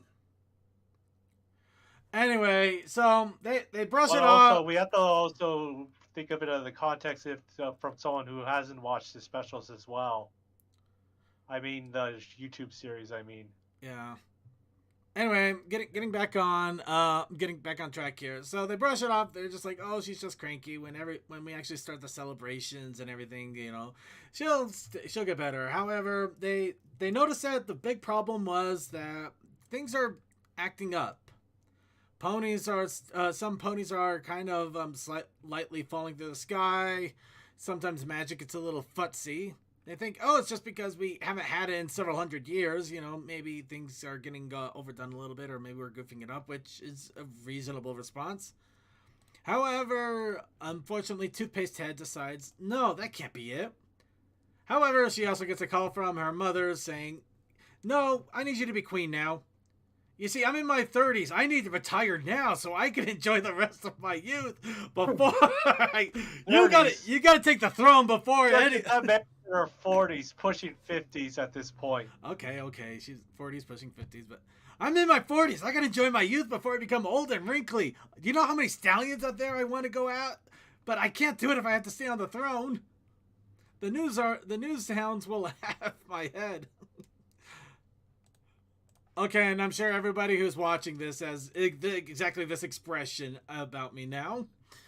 I don't care. I think it's funny. Pretty much anyone I don't want to talk to on the phone. Yeah. But yeah, of course, that's where we get the little side plot where Zip is feeling the quote-unquote pressures of having to do princess training in order to become basically the next queen. Which, I'll give them credit. They're actually, they do have a sense of responsibility in that she is going to have to eventually take over the crown. Though I also do find it funny. Sorry. Yeah, go ahead. They even acknowledge why Zip asks, why can't Pip? And her brother's like, no, we know Pip won't be a good shoo-in. Like, she live streams everything. Actually, I did like that. She's being, it's like, somebody's got to be here to watch Pip, honey. I was just watching. I was called watching over Pip, not trying to have her be the princess. I know, I messed that up. I know. Yeah, I just like that. But somebody's got to watch. Get it out. Somebody's got to watch over Pip. Darling, she live streams everything. She literally all of Equestria's watching over her because she won't put the phone down. Actually, I like that. That is hilarious. Right now she's doing her nails. Yeah, she's doing her nails, and wow, she's got 200. I can see her expression of live streaming, giving birth, and her mother's like, no, please, no. Okay, Zip is older than Pip. Zip is actually the older one. We have 100% every way confirmed that. That's also the reason why Pip is I acknowledge small. I messed that up. It's been a while since I watched the special, and two, I just wanted to get my thought out there of why Pip wasn't considered as queen material. Yeah. Well, that and Pip is also an influencer, which is probably making more money than we can ever imagine. She's basically the royal clown. Which is practically set for life of all the money she's making. She's an influencer with all of the Pegasi watching her. She's a celebrity, which means she can't be a leader. Wow, that did not come out well. That came out right, but not the way I expected it. Don't make your superheroes leaders. Okay, moving on. Does it feel dirty in the mouth? A little bit. Anyway, so yeah, Zip gets away from that. Of course, everybody else is still preparing for Maritime Bay Day. Izzy is doing her unicycling. Apparently, she is finding little trinkets and things like that nobody is using, putting them together to basically reuse them, which 100%, if you are trying to be environmentally conscious, recycling helps, but actually reusing things and making more uses out of them is 100% the best way to go. Isn't that what TerraCycling is? No, it's reusing. Reusing is actually finding a better use of them. Recycling is taking the raw material, processing it back into its components, and then using that for other things. However, it's usually manufactured back into its component and then manufactured into something else. And honestly, that gets messy. That gets stupid messy. Don't steal someone's silverware and make this. Make sure it's silverware that's being thrown away or something. Yeah, if it's... I have no confidence that this was not the silverware they were actively using in the lighthouse. At least we hope it isn't. I think the term you're looking for is upcycling. Upcycling is another way to put it. They had reusing when I was in grade school, so that's the term stuck in my head. Reduce, reuse, recycle. Let's make unicycling a thing. The 3 R's. Yeah. The RUR. Yeah. All right. So anyway, as Zip is finishing up the phone call, she also sees a couple of Pegasi falling out of the sky. Unfortunately, the sky wasn't falling with them, so they didn't have to get Chicken Little to help with that. However, they did seem to look like something might be going on with the crystals. And of course, Zip is rightly concerned because she wanted to fly all of her life, and now she can. And if she loses that, it basically is denying the very thing she had. It's, I mean, there is an equivalent that is actually devastating, and I can easily put it to. I'm just trying to think of the best way to put it. Guru not flying. It's like it's like finding a DDR machine, the last DDR machine that you have. You once had it, but now it's gone. Yeah, now I get it. Yeah, it's something. No, not only that once had it. It's something you wanted for the longest time. You got it, and then PS5. No, a PS5. You wanted a PS5 for your entire life. You finally got it, and then it exploded. Wow, actually, the perfect image. You wanted an Xbox. It took forever to get one. You finally got it within the first minute at Red Rings. Yeah, just devastating. So devastating. Probably Game Boy Advance breaking soon after getting it. So anyway, Zip decides that maybe she should talk to the local constable, which is actually kind of a good common sense thing to do. Along with her own investigations, of course. So she goes over to Hitch. Hitch, however, is working on reading story time to his animals and then has to deal with a complaint where we find out that apparently things are so good in town. Okay, yeah, you know what? I'm going to throw this image up here real fast because this is funny.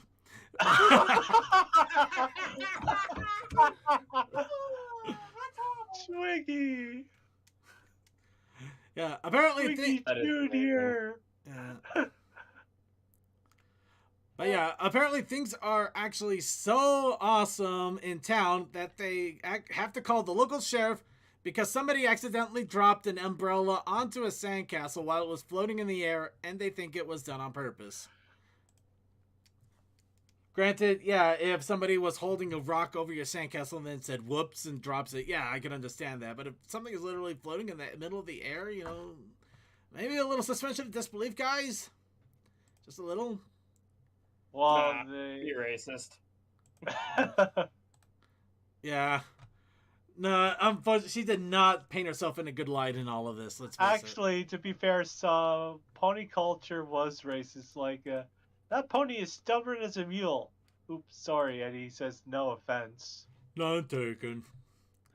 But they did have that little colloquialisms, but they did apologize to the ones involved. So yeah, they did. It was more like a kind of a bit better than this. Yeah, but yeah. Anyway, Earth ponies are getting annoyed because unicorns are floating bags without a care, without watching where everybody's going. Pegasus are flying. How dare they? They have wings. Why can't they walk? And umbrellas are flying got them wings. Yeah, I know. In all honesty, a lot of it is nitpicking, and you can see it from a mile away what really is going on, but wow, the nitpicking is amazing. Well, we can see it from a mile away, but they don't see it yet because they're just too busy with their own crap. Oh, I didn't see this. Apparently they had a watch party essentials for this. Blanket, snacks, friends, pump up the volume, and lots of glitter. I had none of that. No glitter. It gets everywhere, and it's hard to get rid of.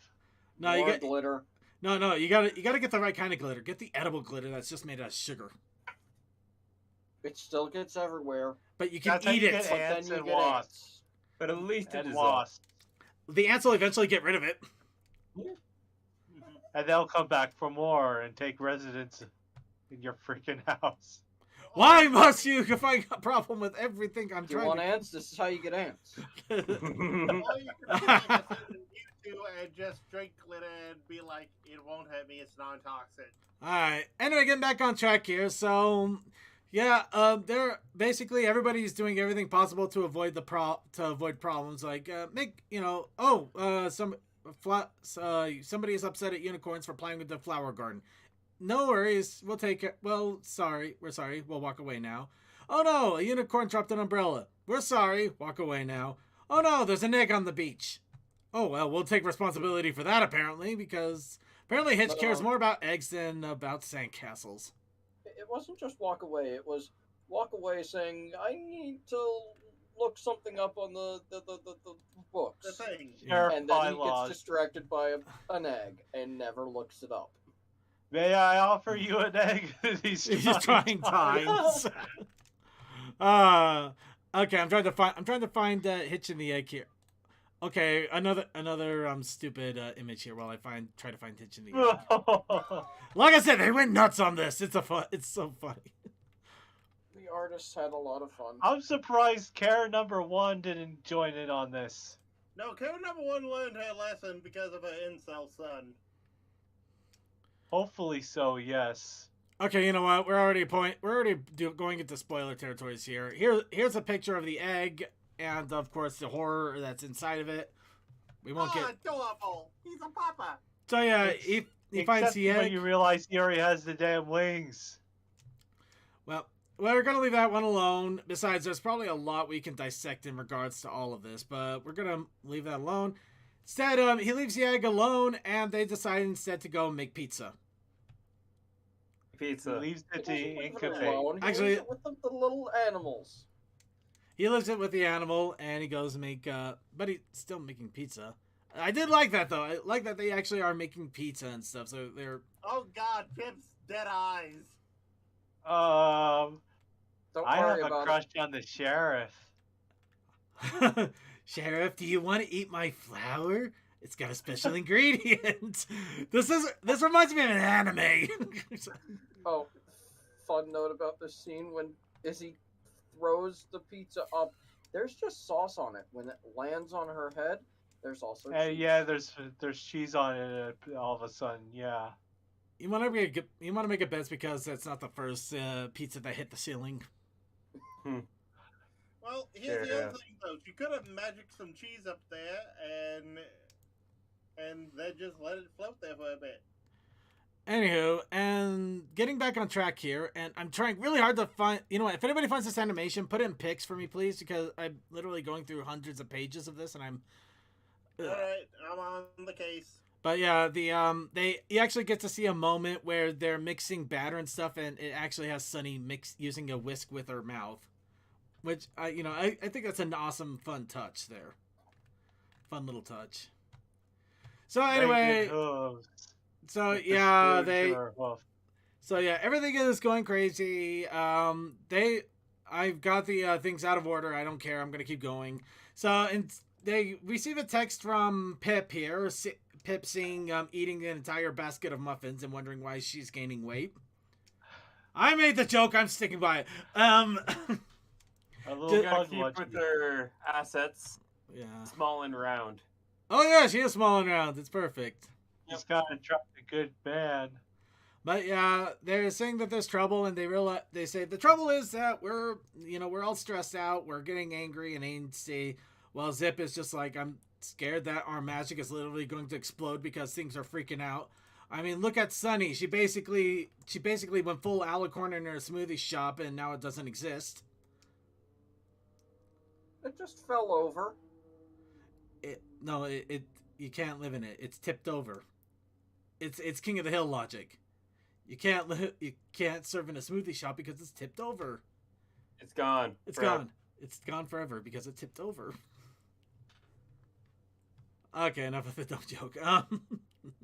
Where was I? Okay, I found the Izzy with pizza on head. Not what we're looking for, but thank you.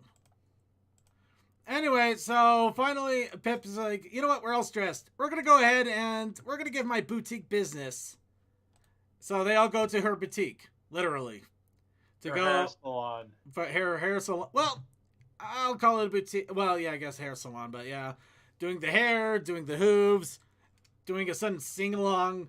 Literally, Pip is just like, hey, listen to this awesome song that I'm going to come up with for the new Maritime Bay anthem to be all wonderful and inclusive. And everybody starts dancing around, and wow, it's weird how strange this is, isn't it? There is a moment where the mic stand just disappears, and I don't know where it goes. Oh, she launches that thing. It does go off to the side. I thought it stayed where... Stayed it's on the stage, and then she's landing where it was a moment later. He kicked it off the stage. It's still there when she lands on the stage, and she kicks it off right before she starts dancing off the stage and moving forward. I actually watched that scene slowly. I had to watch that scene several times because I noticed the same thing. It's just like, I know that microphone is there. Honestly, I did kind of like some of the walking and animation stuff there. I don't know, just something about it tickled my happy parts of my brain. The serotonin came out somehow. But yeah, this also had the best moment in the show in the special where Zip basically is just like, we can't solve all of our problems with a song. Yeah. That old meme. Wow. Like the people have been running away with this, and I'm loving it. I did not catch that. So people have been having so much fun with this. It's framed so perfectly. I believe that the animator's seen that wolf meme from like a year ago. Hang on, we need to put this in somehow. It may have. This has to happen. Oh, there we go. Okay, I finally found it by luck. Yep, there we go. Here's Sunny with a whisk. Whisk, whisk, whisk, whisk. Whiskey At business. least it gives her jaws a lot of exercise. It's a lot of neck exercise from Yeah, a lot of neck. Yeah, Yeah, especially if it's a too. thick batter. That you're gonna get some real neck muscles for a thick batter. You'll make some man happy one day. Oh, I was trying so hard. Moving right along. We went along. Here's Sunny grabbing a pizza with her teeth. All right. So Zip finally says, I'm scared about the crystal. I'm scared about us losing our flight because, I don't want to be a dodo. I don't want to be a flightless bird. That means I won't be able to fly away from home again. I will literally be stuck being queen, and there's no way I can get away from that. Oh, and by the way, second, I do have all the animated screen grabs for this, so I can help if need be. All right, well, I'm getting back on track here. So, during one point of the special, we get to see the magic of the crystals go wonky in a different direction when everybody's having fun, and vines sprout all over the place. Foreshadowing. However, we don't get much of it because it goes away as soon as Zip tries to show what's going on. Then later in the special, she sees that the magic futzes out. That happened before the makeover. They go back up after the makeover. Yeah, no, I'm completely screwing up the timeline. I really should have watched the special again. Yeah, before even this. Circuit did say these were going to be out of timeline. Yeah, the images are out of timeline. I'm out of timeline. There is no timeline here. We're just figuring. We're guessing here at this point. So I hope you can deal with Time it. is directional. Who The time- knows what direction it is? So Zip is saying that something is going on with the crystals, and she realizes when people are getting upset, that's when things start to go wrong. So she goes upstairs and she does the most. She takes everybody with her, in a good way, and she does the most terrible thing imaginable. She confesses to Pip that she's the one that kept eating all of the chocolates, and that karaoke is terrible. You do not insult my karaoke. And it pissed both of them off so much that they turned into 2D animated characters. Oh, That's how mad they got. They got so mad they turned 2D. Oh, jeez. And of course, because of that, they got to see that not only are the crystals reacting to the fact that if friendship gets too out of the way, the magic starts to disappear. It is actually causing the crystals to fracture.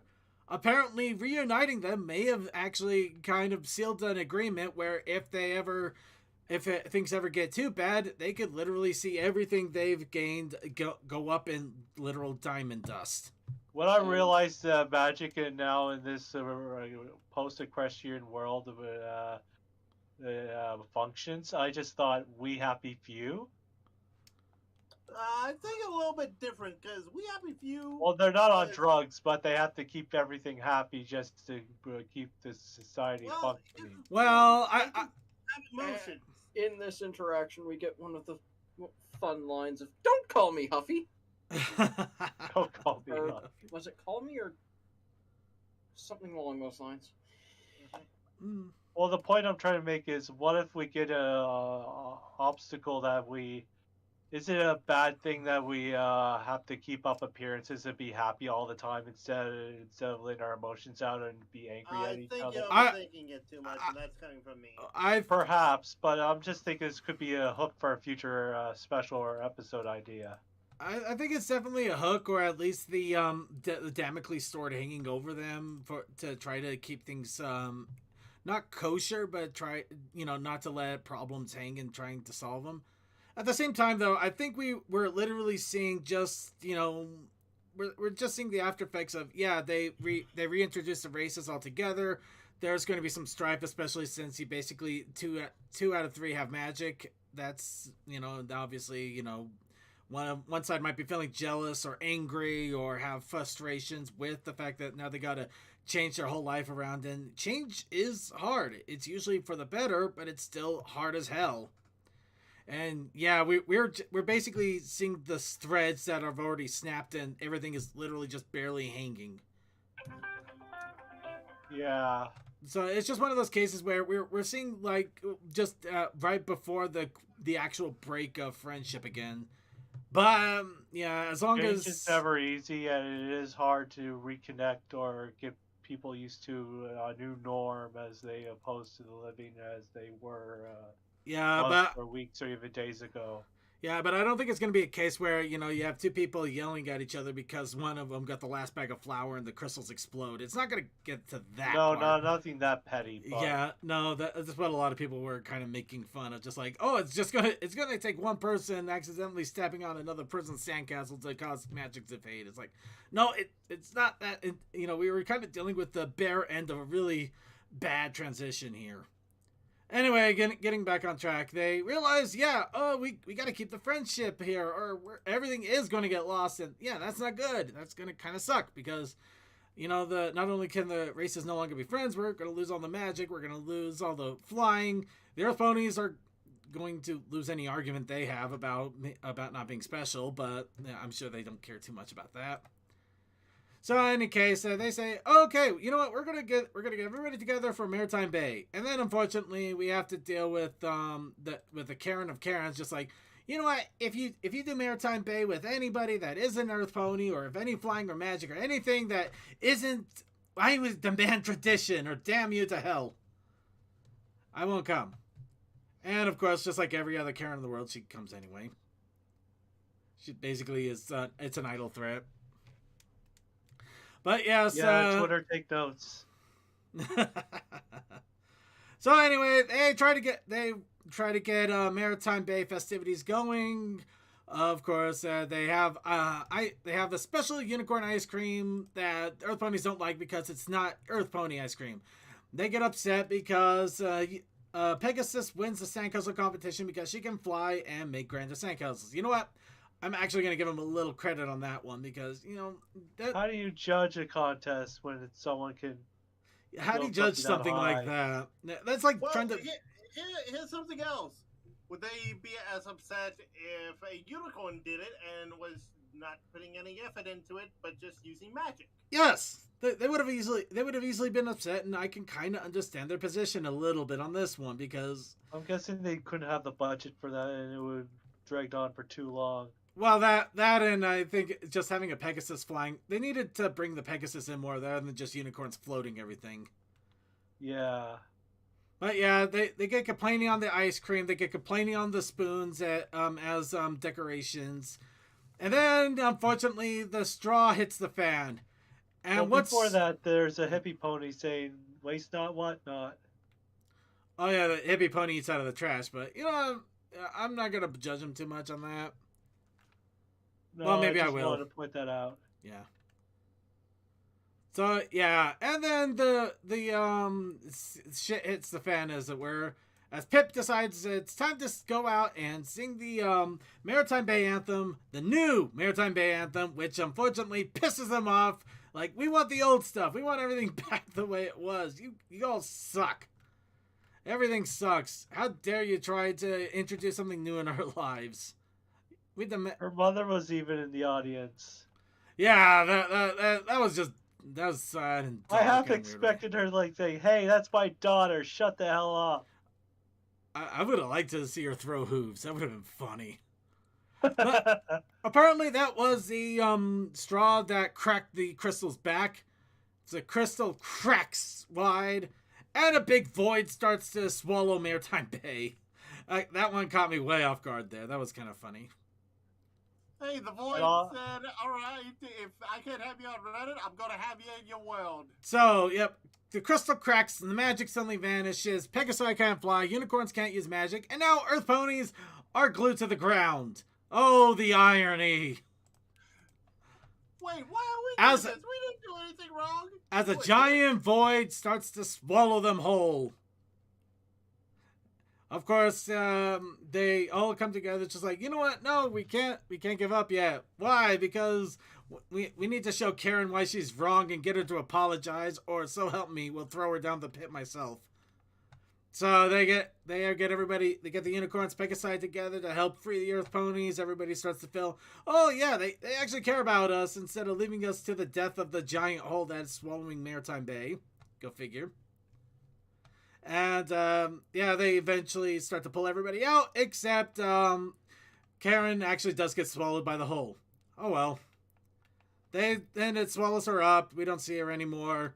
We all breathe a sigh of relief because it was basically like seeing a really angry version of Fluttershy that escaped from Generation 4. We prefer our happy Fluttershy with the long hair instead of the ponytail and really angry glances and everything. No. Actually, what happens is I start struggling forever to find anything which shows Sunny getting... Okay, I can't find anything. Fine. Sunny gets a little heads up from Izzy. She has a lamp. It's a remake of the lamp that her father gave her initially. Oh, there's one. And of course, unfortunately, Izzy loses it into the hole. So Sunny says, you know what, without that lamp, life isn't worth living anymore, and she goes into the hole with it. Of course, apparently this is enough to trigger alicorn powers, because you have to Hercules yourself in order to get alicorn powers. Friendship is magic. Friendship and self-sacrifice is the wrong shape.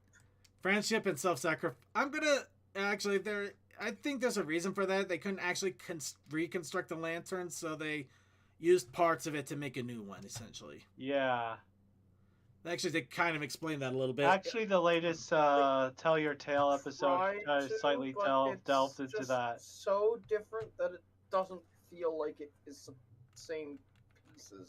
Yeah, it feels like a weird MacGuffin. I'm not gonna lie there. Actually, what I noticed in the recent Tell Your Tale, I don't want to spoil it, but I think once you guys see it or we start to talk about it, when we get to that eventually, I think it'll have a correlation to that. Still, even with that unicycling weirdness, it doesn't seem the right shape at all.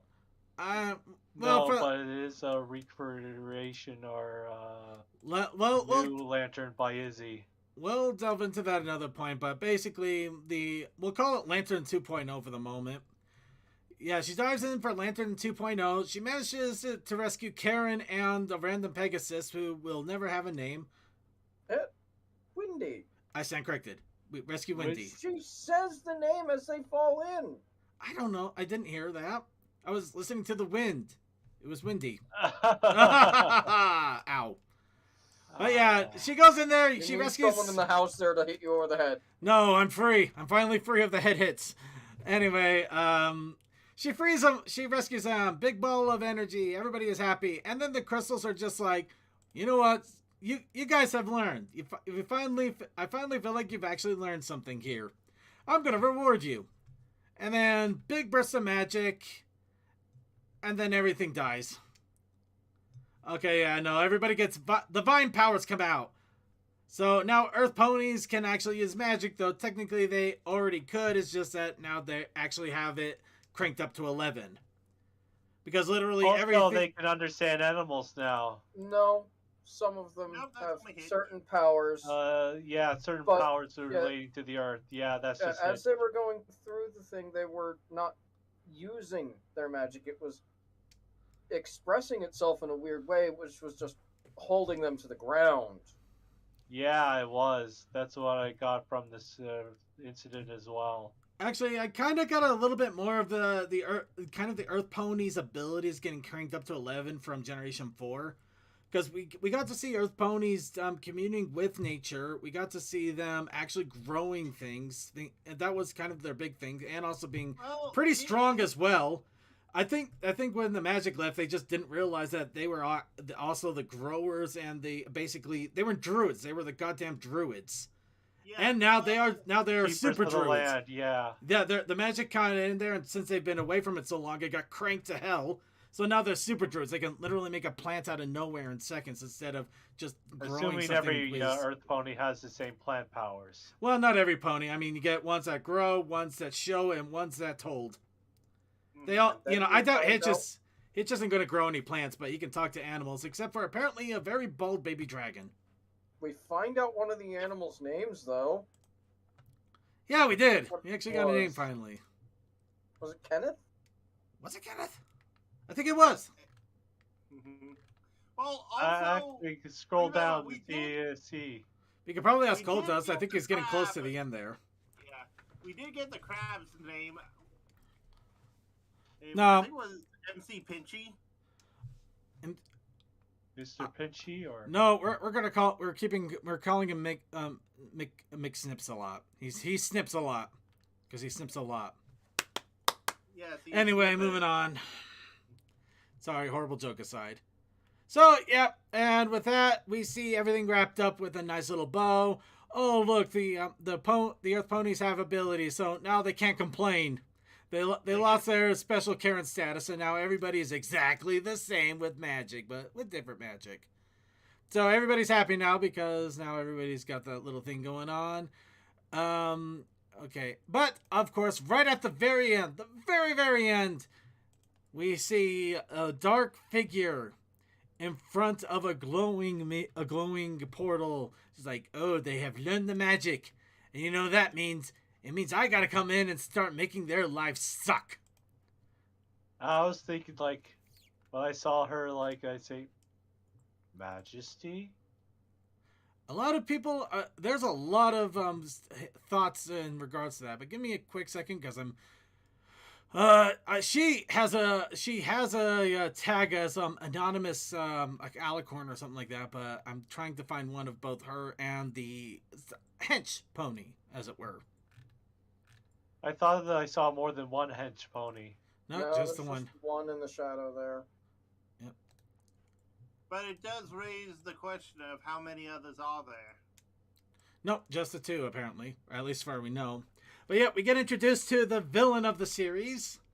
With that is a very weird close-up. But yeah. But yeah, complete alicorn there. We don't know who she is. Some people have likened her to a comic book character. Some people think it's Twilight gone completely off the rails. I doubt that part. No, I doubt that too. She's a shade darker purple than Twilight. On. We're deliberately zooming in so close. What is the reflection in the eye that is going on? I don't know. The eye thing seems completely unnecessary. It doesn't seem to reflect. At one point it was sunny, but the fact that it's going in so close means there has to be some hidden image in there. Perhaps. If there is, I don't know. Quite visible though. I'm not sure if anybody's tried to disseminate it yet, and I don't think I don't know. Is Hasbro really that clever to do something like that? Maybe they are. You know, maybe Probably. they are. Oh, here's the thing. The audio from that is it's finally time to take back what is mine. Oh yeah. Wait, what if her eye pupil is looking out into the moon, like they're on the moon? Yeah, that's it.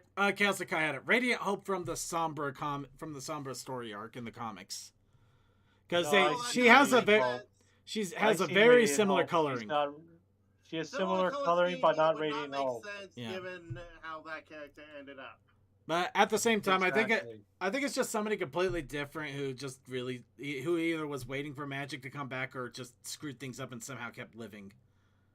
Because we're also talking, I don't know. We'll find out the series. Right now, it's literally really mass speculation. All we have are two things. One, she has a subordinate, which is apparently a unicorn, has been there for a while and very frizzy.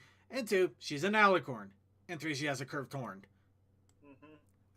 Well, also, some people would complain that the unicorn has what would some people call feminist hair. I'm not. What? No. No, you're not bringing that into this. No, I mean no. Nobody is saying that. I have not heard that, and that is the. Neither have I. Yeah, no. Just how they chose to style their hair. Yeah, it just looks frizzy, stupid over frizzy. That's all it looks like. Frizzy flowing to the one side. Yeah. So anyway, we're gonna get moved on here. Yeah. The unicorn is 100% somebody from Bridalwood, or might have been from Bridalwood at one point, but who she actually is, we don't know.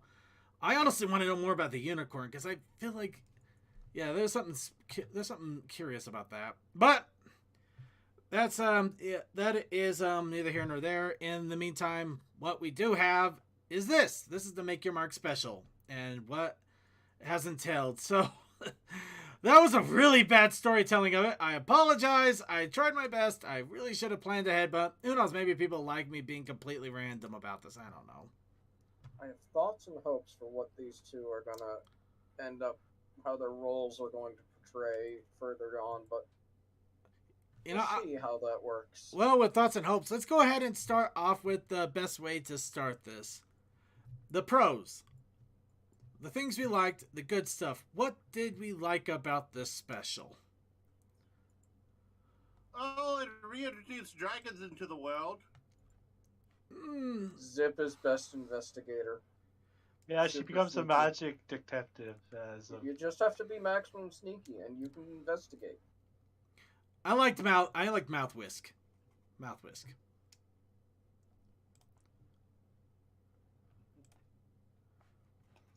All right.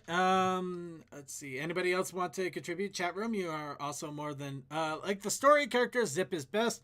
I think the story was serviceable. I don't think it was the greatest story to open up, but at the same time, Friendship is Magic didn't exactly have a great opening story either. No, but but it was serviceable. It worked. It worked, but it's not like my favorite. If I had to say anything, I think I liked the movie story plot a bit better than this one. Oh well, yeah, no, the movie has a better story, 100%. I'm just talking about the story in this one in general and what it was supposed to do. I know, just comparing them. Yeah. And I do like how they introduced the villain, where they actually do. I'm hoping it doesn't end up like a lot of these series villains, where it's just like some character in the background. They throw an evil scheme for that episode, it gets conquered, and then off to the next one. I hope there's an actual storyline plot instead of just the plot of the day kind of thing going on. Yeah, that would be a wasted opportunity. Well, they have a that lot of writing on this generation not to screw anything up. Well, it's not just a wasted opportunity for me. It just feels like an exhausted trope. It's literally so exhausted. It would be a wasted opportunity for some people because me and I remind you. So they are connecting this to Generation 4, the generation directly that came before it. They are. And some people take that to heart more than others. They are connecting it, but I think they're also just alluding to it. I don't think we're going to see too much in the way of Generation 4 ties outside of the comics at this point. Well, that's kind of a good thing because it allows them to play loose with the time we don't know, and that's always better than having to know everything. Well, I mean, it's good, but it's not to play loose. It's just to cut, just so they don't have to be tied down with what happened in Generation 4. True, but some people get stuck on some inconsistencies, like the baby dragon already having wings when he hatched. Okay, yeah, that one we're also dealing with Earth ponies that have hyped up magic. We got the 3 generations separated for God knows how long. I think we're dealing with a dragon evolution that's happened several thousand years. I think they just started evolving wings because they couldn't handle they were able to start getting wings in the egg rather than having to wait until they reached dragon puberty. But another thought did cross my mind when I saw him pop out with wings. What if that was a baby conception between a dragon and a pony? God help us all. I don't know. Maybe it could be, or maybe it isn't even a dragon at all. Maybe it's some sort of weird wyvern. Yeah, we're still talking about the movie. We just barely finished a damn synopsis. Sorry, it was a long synopsis, and I'm getting side railed a lot. Also, we are now talking about how more mythical creatures could be reintroduced. Okay, anyway, another pro here, kind of a pro-con situation here. I say situation for a reason. Pro, the animation wasn't terrible, but that also the con is the animation isn't great either. It works. It is possible. If we didn't have the movie before it. The movie definitely spoiled us, but I get why. That's because they put more money into it. Yeah, they could dump so much more money and time, and I get that. If we didn't have the movie before, we wouldn't notice most of what we're noticing. Yeah, there's a few scenes that we would definitely notice, but it's a minimal amount. Yeah. It's like less than 1% that we would be complaining about. And to be honest, some of them are nitpicks at this point. Yeah, a lot of people are getting past the animations, and really people a little griping, but nobody is just like calling full stop. This is the worst thing ever because of the animation alone. So and there were animation errors in Generation 4. Oh, you can see in the beginning, a storyboard in a scene. Derpy is an animation error. Let's face it, Derpy started off as an animation error. Yeah, animation errors and lack of animation is not an indicator of a bad series. It's just people getting their foot in the door. It's an indicator that people worked on it. So here, let's go. Okay, anybody have any good things about the special? Not every series has a spotless beginning with their animation or other areas. Sometimes we do. Everything gets better over time. They'll get better, and yeah, the other actually no. We'll get to that on the downsides, but another upside, up. So, and any other good things about that we could throw at them? Pizza. Ponies have baked pizza. That's awesome. I like that. We got a lot of dish names, and I'm interested to see how the fandom is going to make a little cookbook of them. Oh, that would be fun. Yeah. When did the lighthouse get rebuilt? Actually, that was done in Tell Your Tale, oddly enough. We got to see the hints of the beginnings of the lighthouse being rebuilt in the first episode of Tell Your Tale. And that's also when the other girls moved into the lighthouse. Yep. So, yeah, this literally jumped. This actually special goes right in the middle between Make Your Mark and, in the Tell Your Tale series, which I love that. Actually, pro right there. They actually tied this into the YouTube animated series as well. They did not. It's not completely separate from it. It actually does have tie-ins, which is. Yeah, I love that. The Tell Your Tale that came out the same week as it is supposed to be after. Yep. Yeah.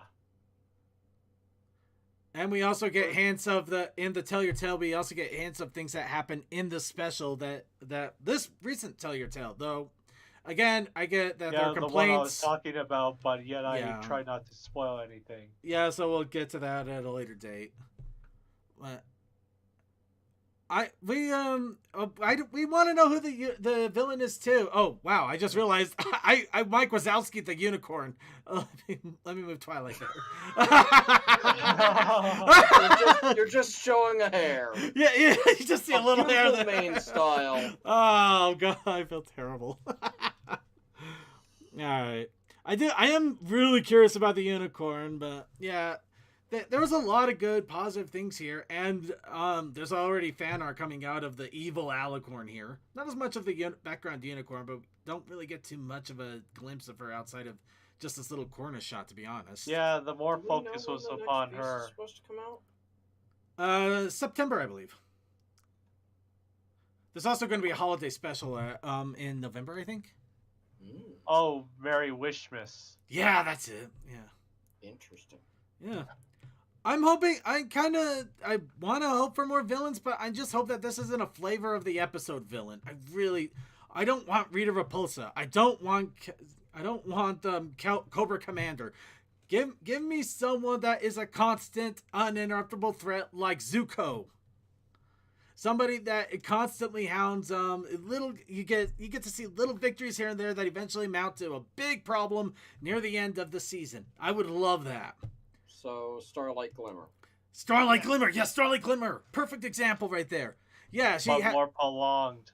A little more prolonged. You get the little hints here and there, and then yeah, you get to see the big master plan executed.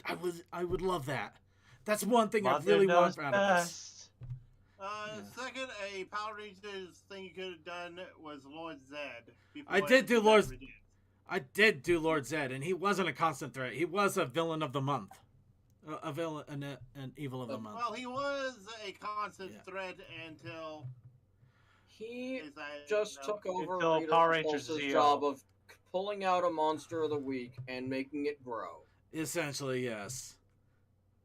Make my monster grow. He also made his own team of Not Power that Rangers way. that we all ignore. Make my monster grow. No, the furry artists are going to have a field day with that. Okay, moving on. I feel terrible now. I really do. All right, anyway, we did the good stuff. Bad. The animation did need a little more work. I get that they didn't have the same budget, and I kind of, can I say I'm actually just a nitpick annoyed? Izzy's hair. Why did they shorten her hair? I like the long hair Izzy. Yeah, I like the longer hair Izzy, but I guess that is due to time as well. It's a little shorter. It's actually about an inch or two shorter. It's not a big difference, but it's a bit shorter. Let's see. The music, I kind of wish there was a little more music in there, or at least outside of the opening intro song and Pip's little special song, which actually wasn't even all that long. What, a minute and a half? I don't even remember the song. It wasn't that memorable. Yeah, it wasn't all that great. Yeah. The voice work. Okay, voice work. Admittedly, the dubbing, the voice work needed help, but I'm going to also bet money that this is when the first time they actually started recording this. 3D animation still takes a lot of work, and I would easily bet that they did this first before they started to do the YouTube recordings, as well as even the video game recordings. I would think this and the video game were kind of parallel projects. They might have been. But I think that's why the voice acting might have felt a little stilted, and why the YouTube seemed to feels like it's getting better, because they started to get into the flow of it. VAs were just getting used to these characters and how to put their spin on them. Well, if also, VAs from the movie, it might have been a different story. Yeah. It's also the difference between... Of course, if it was a VA from the movies, that would have been a whole different budget, too. Well, also, it's... this and the game will basically be running 4 laps around a track and then stopping and going home. The YouTube series is a marathon going from Boston to New York. Am I too far on the metaphor there? I think you're on the wrong track of a metaphor. Lost you. I'm lost, and we're just gonna ignore the metaphor. All opposed to the metaphor say aye. Aye. It passes. Aye. It passes. Ignore the Moving metaphor. on, Mo- another note of something that I find nitpicky that I don't like is the pacing was a bit weird, especially the pull to the to do the makeovers. That piece felt a little more shoving in there to do a little thing. Yeah. It could have done with a little 30 seconds more to just make it flow better. I have a theory on Yeah. that. Show off Pip's salon. We need to make more toys. That's why I said corporate. Buy all Well, our playsets yes, and there's that, toys. But the scene before, as they pull into that, Yeah, the transition was kind of awkward. There was a few awkward transitions, yeah. And let's see. One bad thing. Okay, not exactly bad, but kind of funny. There no Sprout at all. We have no idea what happened to Sprout.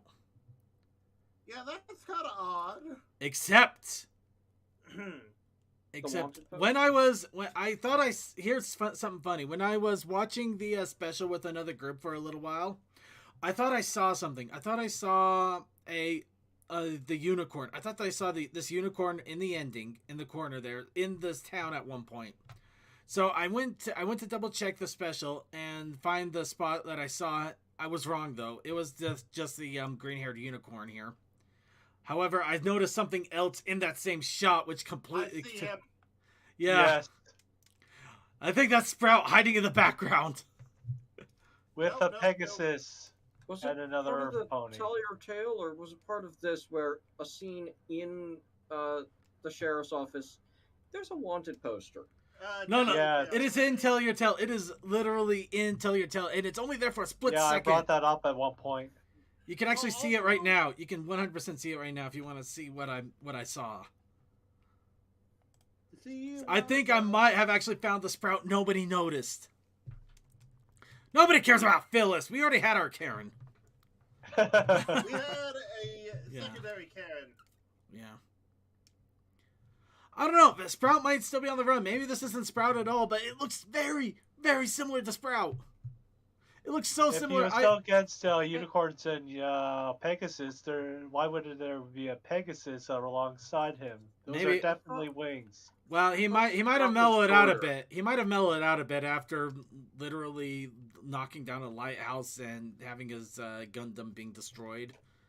But the thing is, why is he not in the jail cell if he's We don't know how- We don't even know if he was actually convicted of any crimes. Technically, all he did was knock over a building, which got rebuilt. So Well, he tried to turn the town into a zombie army, though. he tried to, yes, but yeah, that's a funny thing about war crimes. Sometimes you don't get unless you actually do something, you don't get convicted.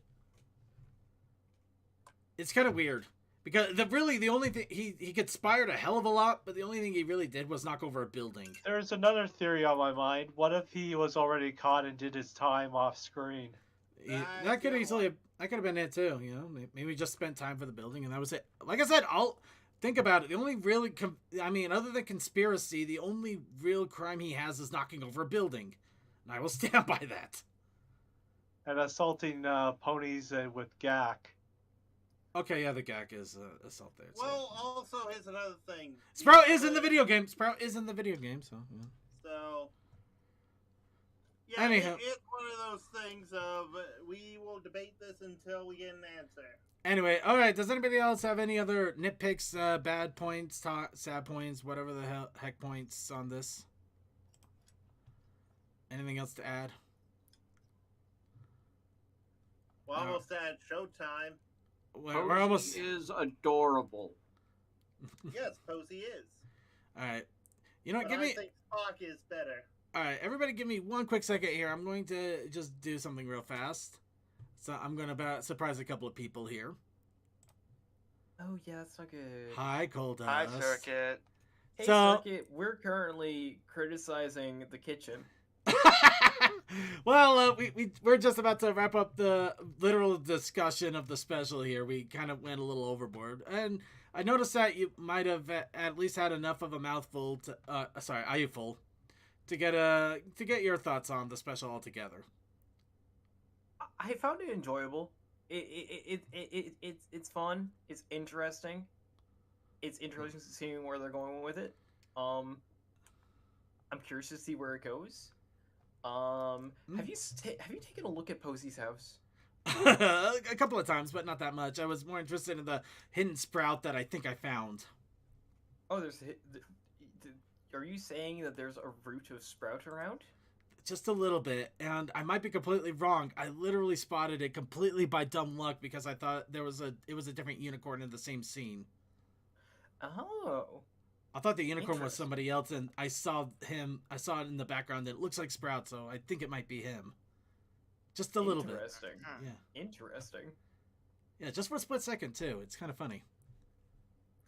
Anyway, yeah, I'm gonna have to go get back to the group here. Creature, did you want to add anything about the special that you thought?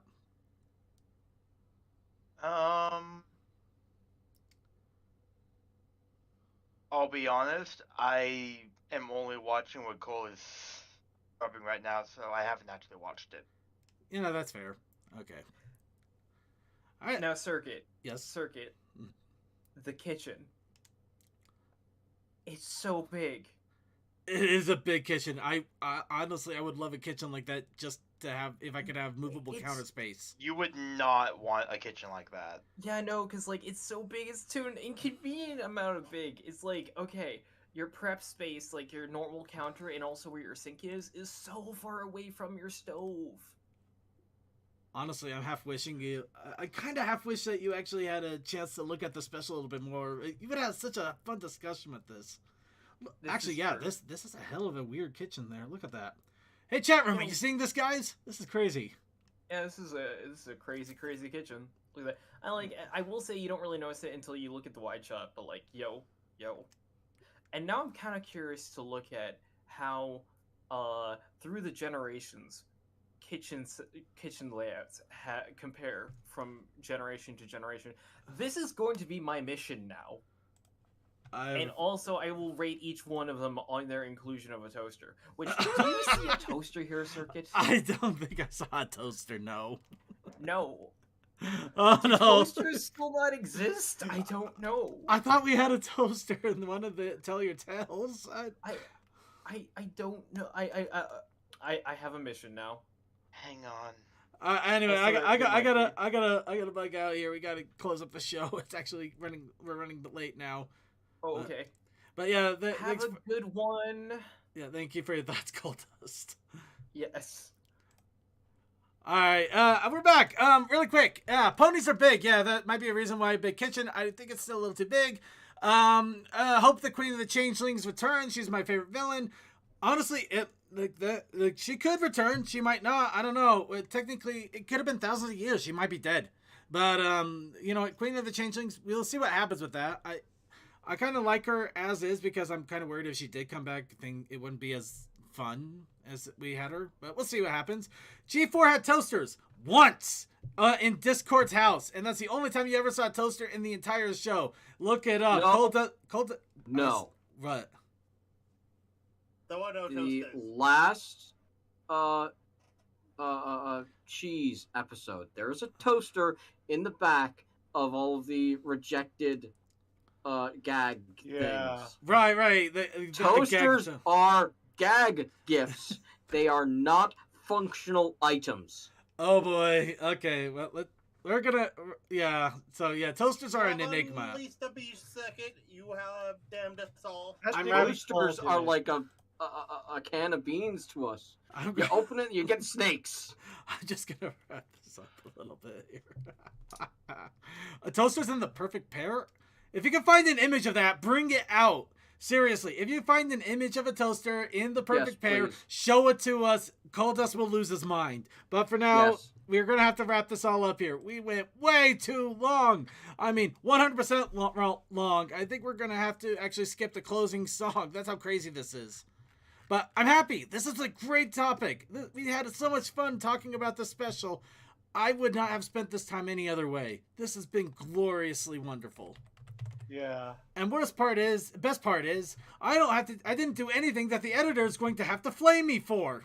and I'm gonna have to delete random videos online so I don't get exposed. He'll still find a way to flame you. He'll find a way to flame me, but it's not my fault. They always find a way. I'm serious though. I really gotta make better filters for Derpy Boru. I really do. But that's my problem. Let's go ahead and get things wrapped up here before people ask questions. Crazy Matt Captain, final thoughts for the show. Wait, thoughts or just shoutouts? Thoughts, shoutouts, whatever you got. Fires, explosions, cost events, Dirty Holiday Roan, I don't know, insanity. And on Wednesday, Winchester's finally home, so we should be doing a con wrap-up, maybe? Oh, you didn't do that last week? No, Winchester was helping Double R build a computer. Syncry, I almost don't do filters on Derpy Boru for the show picks. It does enhance experience in ways I'd rather not explain. Don't podcast in non-filtered, kids. Sorry, DM21. Your thoughts? Have a great week, and good morning, good afternoon, and good night. Okay, this is perfect. You know what? Thank you, Creature. If you can hear me, Creature, thank you. This is perfect. Hold on. We're going to switch up our title image here real fast. There we go. All right.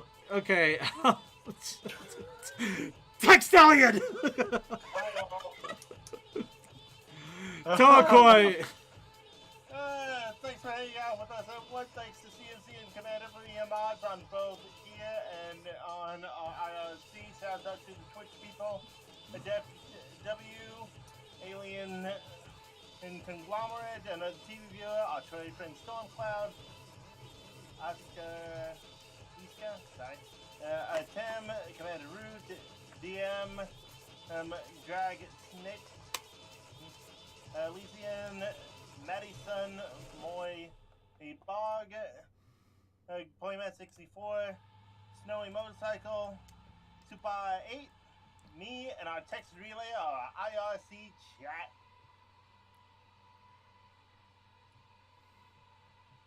And of course, Vaguely. Did Vaguely Creepy just make a Peaches in a Can reference in chat? Yes, he did. Okay, glad I caught that. Suki. Oh, there you are. Yep. Yeah, go to sleep. Whatever. All right. And with that, I'd like to thank everybody for joining us for another episode of the Brony Show. Especially, it looks like we got a couple of people that are archive watchers that caught us live. Great time to catch us live when we're doing this crap. But thank you so much for joining us. Remember, Wednesday, as mentioned already by Crazy Matt Captain, but we'll mention it again, Winchester and his Wednesday crew will come on. It may be time to finally talk about Windy City, which they're going to have to do it soon because TrockCon's coming up in a month, and then that'll be my turn to spill the soap, as it were. Along with that, I'd like to remind everybody that on Sunday, Circuit's Gaming Room on my Let's Play channel, Circuit Main, we're going to be either doing Borderlands or something else. I guess we'll kind of have to see what happens with that. But remember, throughout the week, we will do other streams that will be on the Brony Show YouTube as well as my personal Twitch. So keep an eye on our Discord, keep an eye on those channels, make sure you have notifications set and you'll get notifications when I come on to play random games, whether it's Elden Ring, maybe I'll do PC Building Simulator, maybe I'll finally get a chance to try speed running the MLP game, whatever have you.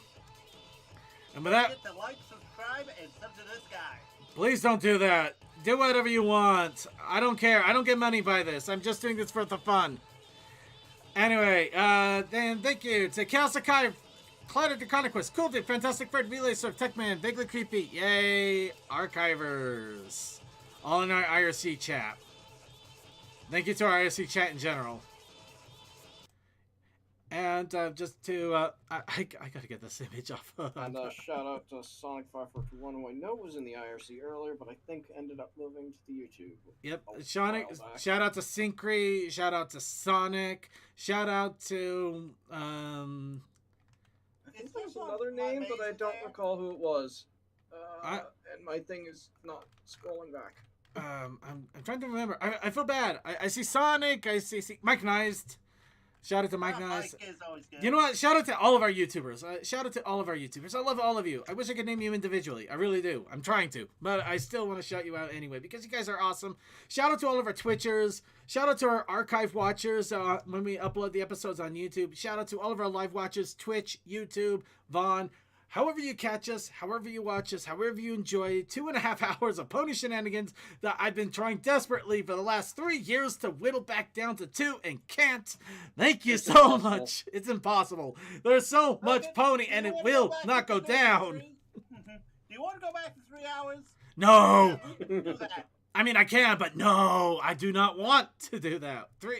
2 hours should be more than enough, but it's not. I feel like Sunny in that image now. You know, I feel like that. That's how I feel. So anyway, we're going to go ahead and wrap it up here. I hope you all had fun. We will see you next week. And we'll probably be playing that Little Pony game I mentioned during the news. Either way, if you haven't watched To Make Your Mark, watch it. If you haven't watched the Tell Your Tale series, watch it. It's actually all really fun. It's enjoyable. I'm sure you'll get some inspiration and get a little taste of the Brony community once again. And I hope you all have a good evening.